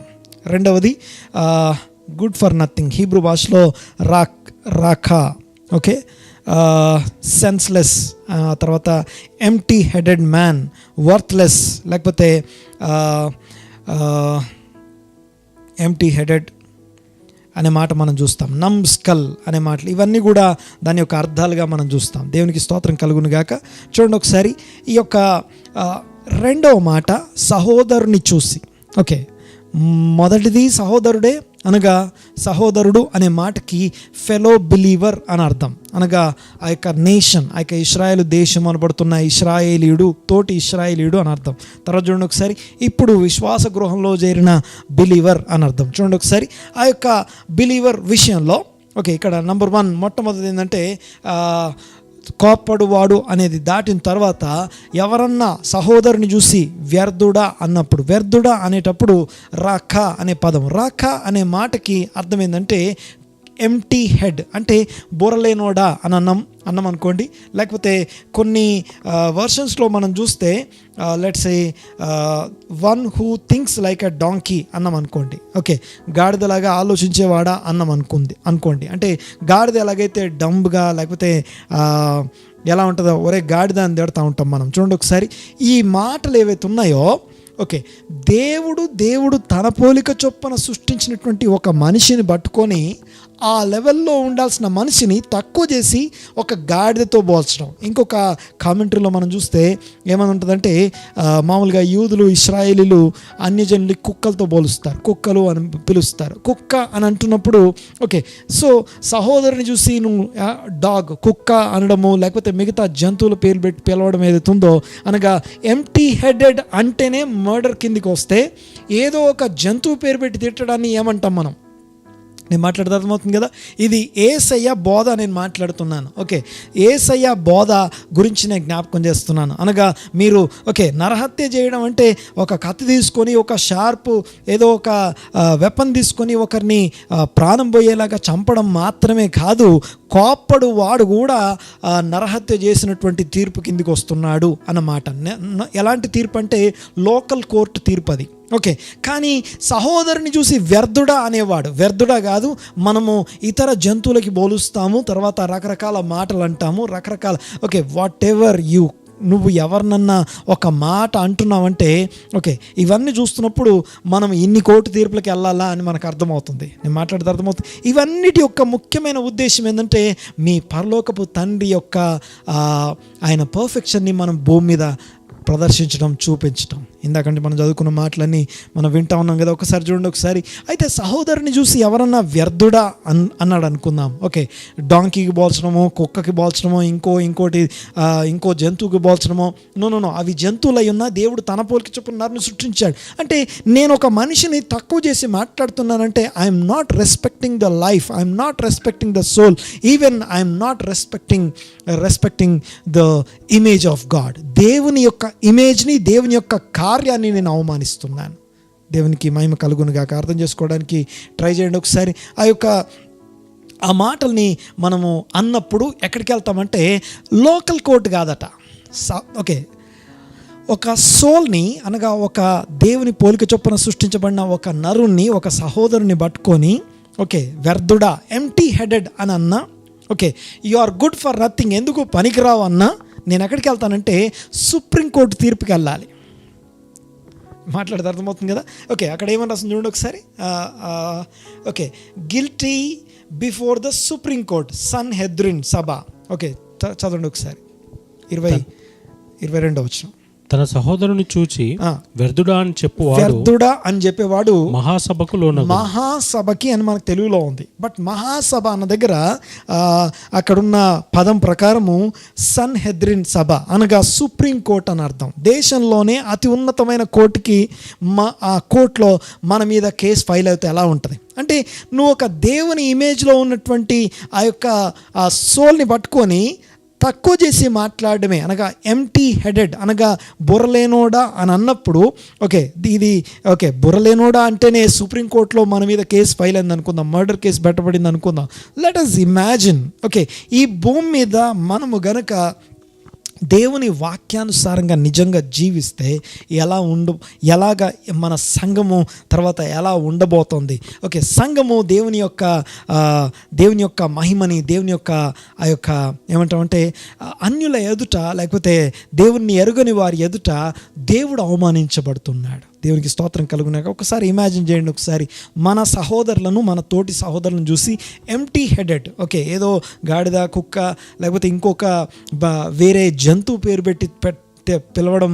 ఓకే, చాలా వరకు వాక్యము సరిగా తెలిసిన వారు, వాక్యమును ధ్యానించిన వారు, వాక్యం ఎరిగిన వారు, యేసు ప్రభు చెప్తున్నటువంటి ఆ యొక్క స్పిరిట్ ఆఫ్ ద లా ఎరిగినటువంటి వారు, స్పిరిట్ చేత నడిపించబడిన వారు తమ పిల్లలకు కూడా ఇవి నేర్పిస్తారు, తమ పిల్లలకు కూడా ఇవి ట్రైన్ చేపిస్తారు. డోంట్ సే దీస్ వర్డ్స్ అని చెప్తారు. ఓకే, ఇక్కడ యేసు ప్రభు ఏదో బూతు మాట అంటేనో, లేకపోతే ఏదో చేస్తేనో అంట్లా నీ సహోదరుని మీద కంటిన్యూస్ గ్రడ్జ్, బిటర్నెస్ పెట్టుకుంటేనే నువ్వు లోకల్ కోర్టుకి వెళ్ళాలి. లోకల్ కోర్టులో నీ మీద మర్డర్ కేసు ఫైల్ అవుతుంది. లేదా నువ్వు సహోదరుని చూసి డైరెక్ట్గా నోరు తెరిచి అనే పదం వాడాలి అంటే, జీవ మరణములు నాలుక వశము అనే మాట సామెతల గ్రంథం 18వ అధ్యాయం 21 చూడండి ఒకసారి. సామెతల గ్రంథం 18వ అధ్యాయం 21 వచనంలో మనం చూస్తే ఆ పదము మనం మాట్లాడేటప్పుడు ఒక దేవుని ఇమేజ్లో కలిగినటువంటి, దేవుని స్వరూపం కలిగినటువంటి, జీవ మరణాన్ని నాలుకలో కలిగినటువంటి వ్యక్తి దేవుని ఇమేజ్లో ఉన్నటువంటి ఇంకొక సహోదరుని, ఇంకొక వ్యక్తిని ఓకే వ్యర్థుడా అంటున్నప్పుడు ఏం జరుగుతుందో తెలుసా? తనకు తాను గృహం వేరుపడుతుంది. ఓకే, మన శరీరం మనకి విరోధంగా ఫైట్ నీ చెయ్యి నిన్ను కొడితే ఎలా ఉంటుంది, లేకపోతే నీ శరీరంలో ఉన్న అవయవాలు నీకు విరోధంగా పనిచేస్తే ఎలా ఉంటుంది, నిన్ను నువ్వు హర్ట్ చేసుకుంటే ఎలా ఉంటుందో, సంఘాన్ని హర్ట్ చేసుకుంటే ఎలా ఉంటుందో, ఆ యొక్క విషయాలన్నీ నరహత్య అనబడుతున్న మాటని యేసు ప్రభు మాటల్లో మనం చూస్తున్నాం. చూడండి ఒకసారి ఆ మాట 18:21 సామెతల గ్రంథం. జీవ మరణములు నాలుక వశము, దాని యందు ప్రీతిపడు వారు దాని ఫలం తింటారు. దేవునికి స్తోత్రం కలుగును గాక. ఓకే, చూడండి ఒకసారి. ఎవరైతే యాంగ్రీ అనే పదం మనం చూసాము, ఓకే కోప్పడే వాళ్ళు నరహత్య చేస్తున్నారు, వాళ్ళు లోకల్ కోర్టు తీర్పుకి వెళ్తారు. ఆ తర్వాత సెకండ్ ఉంది సహోదరుని ఇన్సల్ట్ చేసేవారు, ఓకే లేకపోతే ఇన్సల్టింగ్ వర్డ్స్, లేకపోతే దాన్ని ఏమంటాం డిగ్రేడ్ చేయడము, ఆపరేషన్ ఇన్ వర్డ్స్, ఓకే మాటలతో బాధించడము. ఈ పదాలన్నిటికీ అర్థాలు మనం చూస్తాం. ఈ రాకా అనే మాట మనము బైబిల్లో చూస్తాం. హీబ్రూ భాషలో రాకా అంటాం. రాకా అనే మాటకి వ్యర్థుడా అని పిలవడం. సన్హెద్రిన్, సుప్రీంకోర్టుకి వెళ్తాం. దేవునికి స్తోత్రం కలుగును గాక. ఇది గాక ఇంకా మనకి నెక్స్ట్ ఇంకొక మాట రాస్తుంది బైబిల్లో. Okay, and whoever says you fool shall be guilty enough to go into the fiery hell, Gehenna. చదువు ఒకసారి ఆ మాట, 22వ. ద్రోహి అని చెప్పువాడు, సహోదరుని చూసి ద్రోహి అని చెప్పువాడు నరకాగ్నికి లోనగును. ఓకే, యూనో ఇక్కడ ఎవరైతే యూ ఫూల్ అంటున్నారు ఇంగ్లీష్లో. ఓకే, ఇంగ్లీష్లో యూ ఫూల్ అని థర్డ్ రాస్తుంది. ఆ ఫూల్ అన్న దగ్గర మోరోస్ అనే మాటకి morally worthless, useless, silly, stupid, okay, ఈ పదాలన్నీ వస్తాయి. అనగా దేవుని పోలికలో ఉన్నటువంటి ఒక వ్యక్తిని స్టూపిడ్ అని తిట్టడము, అనగా పనికిరాని వాడా అని చెప్పడం ఏదైతుందో, ఈ మాటలు ఎక్కడికి తీసుకెళ్తాయంటే, ఓకే, మొదటి యాంగర్ అనగా కోపము లోపల ఉంటేనేమో లోకల్ కోర్టుకి వెళ్ళాలి. లోకల్ కోర్టులో మనం నేరస్తులుగా తీర్పు తీర్చబడతాం. లేదు, ఒక మనిషిని వ్యర్థుడా లేకపోతే ఒక మనిషిని పట్టుకొని రాకా అన్నామంటే మనం సుప్రీంకోర్టులోకి తీర్పుకి భయపడాలి. సుప్రీంకోర్టు ఆ యొక్క జడ్జిమెంట్కి మనం సుప్రీంకోర్టులో ఓకే, ఒక మనిషికి ఉరిశిక్ష విధించబడిందంటే ఇంకా పైన కోర్టుకి ఏమీ వాదించుకోవడానికి అవకాశం లేదు. అంటే కోప్పడేవాడికి వాదించుకోవడానికి ఇంకొంచెం అవకాశం ఉంటుందేమో, కానీ ఈ యొక్క నోరు తెరిచి అన్నవాడికి ఇక ఈ భూమి మీద ఉన్న కోర్టులలో హైకోర్టు, సన్హెద్రిన్ సభ లేకపోతే సుప్రీంకోర్టు. ఆ తర్వాత ఒకవేళ తన సహోదరుని చూసి ఆ యొక్క మోరోస్ అనగా వ్యర్థుడా అని ఎవరన్నా ద్రోహి, ఓకే, తెలుగులో మనకి ద్రోహి అని రాస్తుంది, బట్ యూ ఫూల్, ఓకే, మోరోస్ అంటే you are no use of you, లేకపోతే ఇట్ ఈస్ సంథింగ్ ఎలాంటిదంటే మోరల్లీ వర్త్లెస్, నీకు మొరాలిటీస్ లేవు అని నువ్వు మాట్లాడినప్పుడు దేవుని పోలిక చొప్పున సృష్టించబడిన ఒక మనిషిని ఆ యొక్క పోలిక నుంచి మనం డీగ్రేడ్ చేసాము అనుకోండి, మనము ఎక్కడికి వెళ్ళాలంటే ద హెవెన్లీ కోర్ట్, పరలోకపు జడ్జిమెంట్. అనగా యేసు ప్రభు రాకడ సమయంలో ఆయన ఆ యొక్క జడ్జిమెంట్ డే అనే మాట మనం చూస్తాం. ఆ జడ్జిమెంట్ రోజున మనకు సంబంధించిన పుస్తకాలు తెరవబడడం మనం చూస్తాం. మన యొక్క జీవ గ్రంథము, మన యొక్క లైఫ్ యొక్క బుక్ ఓపెన్ చేయడం మనం చూస్తాం. చూడండి ఒకసారి, ఆ ఓపెన్ చేసిన తర్వాత ఆ యొక్క నరకాగ్నికి వెళ్ళే ఆ తీర్పుకి రెడీ అవ్వాలి. దేవునికి స్తోత్రం. ఒక్కసారి ఆలోచించండి. ఒకసారి ఇవన్నీ చూస్తున్నప్పుడు చంపడం అనేది ఏ మూలకి వెళ్తుంది, అనగా ఏ లెవెల్కి వెళ్తుంది, అవి చంపేదాకా రెగ్యులర్గా మన లైఫ్ స్టైల్గా మన అవయవాలుగా కలిగి ఉన్నాం. భూమి మీద మన డ్రెస్ లేకపోతే మన యొక్క అవయవాలు అనబడుతున్న ఇవి అని చెప్పి పౌలు మాట్లాడడం మనం చూస్తాం. కోపము, క్రోధము, ఆగ్రహము, ఇవన్నీ భూమి మీద ఉన్న మన అవయవాలుగా పెట్టుకొని, అనగా పడిపోయిన మానవుని యొక్క ఫ్లెష్లో జాగ్రత్తగా రండి. ఒకసారి try to understand these words. చూడండి ఒకసారి, ఈ యొక్క మనము ఎలాగంటే మనము వి బికెమ్, మన యొక్క పడిపోయినటువంటి యొక్క హ్యూమన్ సోల్ దేవుని యొక్క చిత్తం నెరవేర్చదు, దేవుని యొక్క ఆజ్ఞలు అనుసరించదు. But we need a spiritual support. Spirit leading లేకుండా మనం ఆయన ఆజ్ఞలు గాయకొనలేం. దేవునికి స్తోత్రం కలుగును గాక. ఈ ఆజ్ఞలట హృదయంలో వ్రాయబడతాయి అంటాడు. ఒకసారి హెబ్రీ పత్రిక 10వ అధ్యాయం చదుదాం. ఒకసారి హెబ్రీలకు రాసిన పత్రిక 10వ అధ్యాయం దగ్గరికి వెళ్దాం. ఒకసారి 10వ అధ్యాయం 15వ వచనం చదుదాం. చూడండి ఒకసారి. ఈ విషయమై పరిశుద్ధాత్మ కూడా మనకు సాక్ష్యమిచ్చుచున్నాడు. ఎలాగనగా ఆ దినములైన తరువాత నేను వారితో చేయబో నిబంధన ఇదే, నా ధర్మ విధులను, ఓకే, నా విధులు ఏవైతే ఉన్నాయో, ఏదైతే కయీన్తో మాట్లాడానో, అబ్రహాంతో చెప్పానో, తర్వాత ఇశ్రాయేలీలు సీనాయి కొండ మీద చెప్పాను, ఆ విధులు ఏవైతే ఉన్నాయో అవన్నీ వారి హృదయంలో రాస్తాను. తర్వాత వారి హృదయం ఉంచి వారి మనస్సు మీద వాటిని వ్రాసి రాయుదును అని చెప్పిన తరువాత వారి పాపములన్నిటికీ వారి అక్రమములన్నిటికీ ఇకను ఎన్నటికీ జ్ఞాపకం చేసుకో. దేవునికి స్తోత్రం కలుగును గాక. క్రీస్తు యేసునందు ఉన్నటువంటి మన పరిస్థితి ఏంటి? ఓకే, హెబ్రీయులకు రాసిన పత్రికతో మనం ఈ రోజుకి ముగించుకుందాం. చూడండి ఒక్కసారి ఈ మాటని అర్థం చేసుకోండి. హెబ్రీయులకు రాసిన పత్రిక 10వ అధ్యాయము 15, 16, 17 వచనాలు మనం చదివితే అక్కడ నీ పాపములు ఇక ఎన్నడూ జ్ఞాపకం చేసుకొనను అనే మాట దగ్గరికి మనం ఎప్పుడు వస్తాం? ఈరోజు మనల్ని మనం పరీక్షించుకుందాం. ద 6 సెగ్మెంట్స్లో the first segment 6th commandment గురించిన మాటలు మనం విన్నాం. యేసుప్రభు అంటున్నాడు, మీ పూర్వీకులతో చెప్పబడిన మాటలు ఇప్పటిదాకా మీరు విన్నారు, ఇప్పుడు బట్ ఐ సే అనే మాట. నేను ఈ మాటలు చెప్తుండొచ్చు, ఇక్కడ నేను నిలబడి ఈ యొక్క స్క్రీన్ ముందు నిలబడి ఇలా మాట్లాడుతుండొచ్చు, బట్ నేను కూడా అందులో ఒకడినే. నేను కూడా లోకల్ కోర్టు కిందికి రావాల్సిన వాడిని, లేకపోతే నేను కూడా సుప్రీంకోర్టు తీర్పు కిందికి రావాల్సిన వాడిని, నేను కూడా ఆ యొక్క నరకాగ్నికి పాత్రుడని. ఎందుకంటే నేను కూడా కోపడ్డాను, నేను కూడా నా సహోదరులని నేను వ్యర్థుడా అన్నాను, నేను కూడా నా సహోదరుని ద్రోహి అన్నాను. బట్ ప్రైజ్ ద లార్డ్, దేవునికి స్తోత్రము.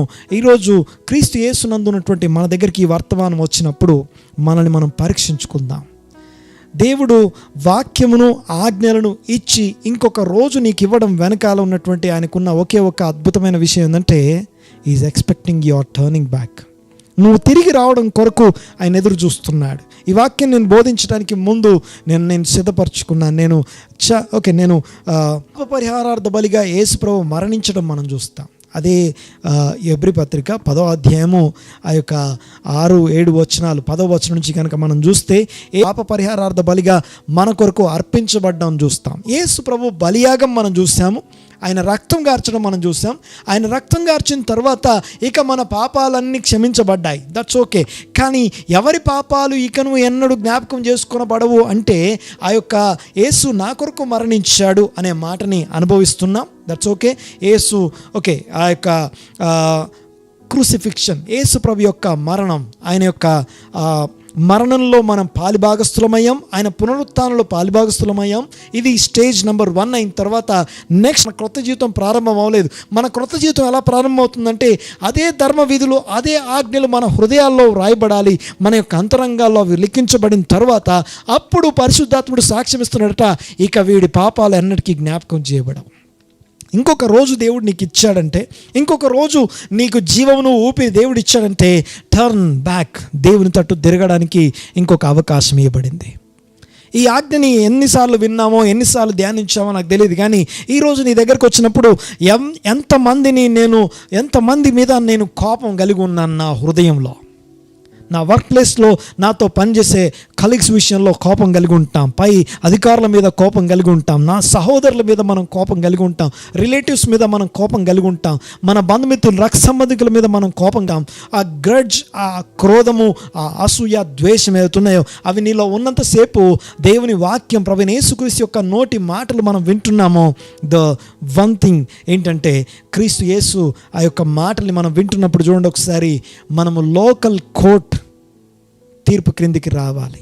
లేదు, మన సహోదరులని ఎవరినైనా సరే వారిని దేవుని ఇమేజ్లో ఉన్నటువంటి వారిని, దేవుని యొక్క పోలిక చొప్పున నేను సృష్టించానబడుతున్నటువంటి ఒక వ్యక్తిని, సహోదరుని పట్టుకొని మనం నోరు తెరిచి, జీవమరణాలు మన నాలుకలో ఉన్నాయి, ఆ నాలుకతో మనం నోరు తెరిచి ఇదిగో వ్యర్థుడా అని అన్నాము అంటే మనము ఆ యొక్క సుప్రీంకోర్టులో అనగా సన్హెద్రిన్ సభ ముందు నిలబడాల్సినంత డేంజర్లో మనం ఉన్నాము. దేవునికి స్తోత్రం. ఆ తర్వాత మూడవది, సహోదరుని చూసి ఆ యొక్క ద్రోహి అన్నాము అంటే, మొరాన్ అనే పదం మాట్లాడాము అంటే, దేవునికి స్తోత్రం కలుగునుగాక, మనము గెహెన్ను అనగా నరకాగ్ని, ద ఫైరీ హెల్, నరకాగ్ని అనబడుతున్నటువంటి తీర్పుకి మనం రెడీగా ఉన్నాము అని అర్థం. 10 ఆజ్ఞల్లో 6వ ఆజ్ఞ యేసు ప్రభు but I say to you అని చెప్పినటువంటి మాట. చదువుకుంటూ వెళ్తుంటాం, ఇవి మనకు గాదులే అనిపిస్తుంది.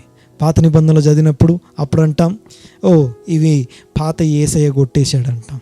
ఈ కొత్త నిబంధనకు వచ్చాక ఇది చదువుతాం, లేదు యేసయ్య మన కొరకు మరణించాడు, ఇక మనం ఇవన్నీ చేయక్కర్లా, అవన్నీ చేయక్కర్లేదు. కానీ ఎప్పుడు ఆ యొక్క పరలోకపు తండ్రి యొక్క పర్ఫెక్షన్ని మనం ఈ భూమి మీద చూపిస్తాము, ఆ యొక్క సత్క్రియలు అనబడుతున్న మన వెలుగును ప్రకాశిస్తాము, ఈ లోకానికి ఉప్పు అని ఆ యొక్క ఈ లోకంలో మనం ఒక రుచికరమైనటువంటి వ్యక్తులుగా మారుతాము. దేవునికి స్తోత్రం కలుగునుగాక. లెటస్ రిపెంట్, పరీక్షించుకుందాం, కళ్ళు మూసుకుందాం, అందరం ఏకీభవిద్దాం, దేవునికి స్తోత్రం చెల్లిద్దాం. ఆ యొక్క నరకాగ్ని అనబడుతున్న ఆ యొక్క తీర్పు నుంచి ఈ మాటలు మనము ఎక్కడెక్కడైతే ఇవన్నీ కలిగి ఉన్నామో వాటన్నిటిని ఒక్కసారి గుర్తు చేసుకుందాం. మనల్ని మనం పరీక్షించుకొని లెట్ యువర్ లైట్ షైన్, మన యొక్క వెలుగు ప్రకాశించడానికి, మన క్రియల్ని సరి చేసుకోవడానికి ఈ వాక్యాన్ని బట్టి మనల్ని మనము పరీక్షించుకొని సిద్ధపడదాం. కళ్ళు మూసుకుందాం, ఆయన తట్టు తిరుగుదాం. ఇంకా ప్రతిరోజు దేవుడు ఎదురు చూస్తున్నాడు మన యొక్క రిపెంటెన్స్ కొరకు, మన మారు మనస్సు కొరకు పరలోకం ఎదురు చూస్తుంది. ఒక్క పాపి మారు మనస్సు పొందితే పరలోకంలో పండుగ జరుగుతూ ఉంది. నీ యొక్క అంతరంగంలో జరిగే మారు మనసు అనబడుతున్న తీర్మానము పరలోకంలో పండుగకి కారణమవుతుంది. ఈ భూమి మీద నీ మారు మనసు ఎవరికి కనపడకపోవచ్చు, కానీ పరలోకంలో అందరికీ కనబడుతూ అది డిస్ప్లే చేయబడుతుంది. అదొక పండుగకి కారణమవుతుంది. దేవునికి స్తోత్రం కలుగును గాక. హల్లెలూయా. స్తోత్రం నాయనా, మీకే వందనాలు. ఘనమైన దేవా, గొప్ప తండ్రి, ఈ ప్రత్యేకమైన దినమును బట్టి కృతజ్ఞత చెల్లిస్తున్నా. ఇదిగో నాతో ఏకీభవించి ఇంతవరకు వాక్య ధ్యానంలో ఏకీభవించిన వారి కొరకు ప్రార్థన చేస్తున్నాం. మీ సహాయమును వారికి దయచేసినందుకు మీకు వందనాలు. మనోనేత్రాలు వెలిగించండి, జ్ఞానమును ప్రత్యక్షత కలిగిన మనస్సు దయచేయండి. యేసు నామమున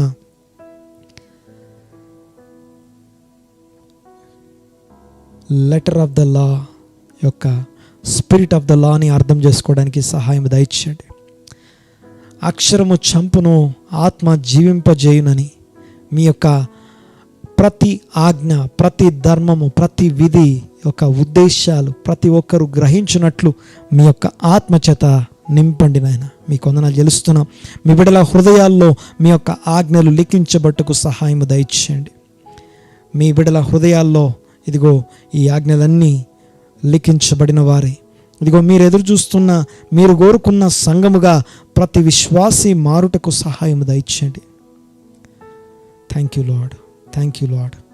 అన్యజనులు ఇదిగో పరలోకపు తండ్రిని మహిమపరచునట్లుగా, మన వెలుగును, మా ప్రవర్తనని చూచునట్లుగా మాకు మార్పు దయచేయండి నాయన. మారుటకు ఇంకొక దినమును, ఇంకొక వారమును మాకు అనుగ్రహించినందుకు మీకు వందనాలు.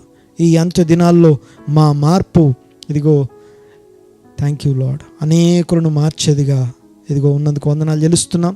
నాతో ఏకీవించిన ప్రతి ఒక్కరిని దీవించండి, ఆశీర్వదించండి. వారి పాపమును ఇక ఎన్నడూ జ్ఞాపకం చేసుకొనబడవు అనబడుతున్న ఆ సాక్ష్యమును వారి హృదయాల్లో, వారి జీవితాల్లో స్థిరపరచున్నట్లుగా మారు మనసు దయచేయండి. అప్పుడెప్పుడో రక్షణ మారు మనసు పొందాం, బాప్తిసం తీసుకున్నామని ఇష్టానుసారంగా వాక్యానికి విరోధంగా జీవిస్తున్న వారందరి పక్షంగా విజ్ఞాపన చేస్తున్నాను. ఇదిగో వారి మనస్సుల్లో ఇదిగో ఇప్పుడే ఆత్మ కార్యము జరిగించండి నాయన. ఒప్పింపజేయబట్టుకు సహాయము దయచేయండి. సమస్త ఘనత, మహిమ, ప్రభావం మీకే ఆరోపిస్తున్నాం. క్రీస్తు గొప్ప నామమున మీ సన్నిధి సహాయం వారికి తోడుగా ఉంచండి.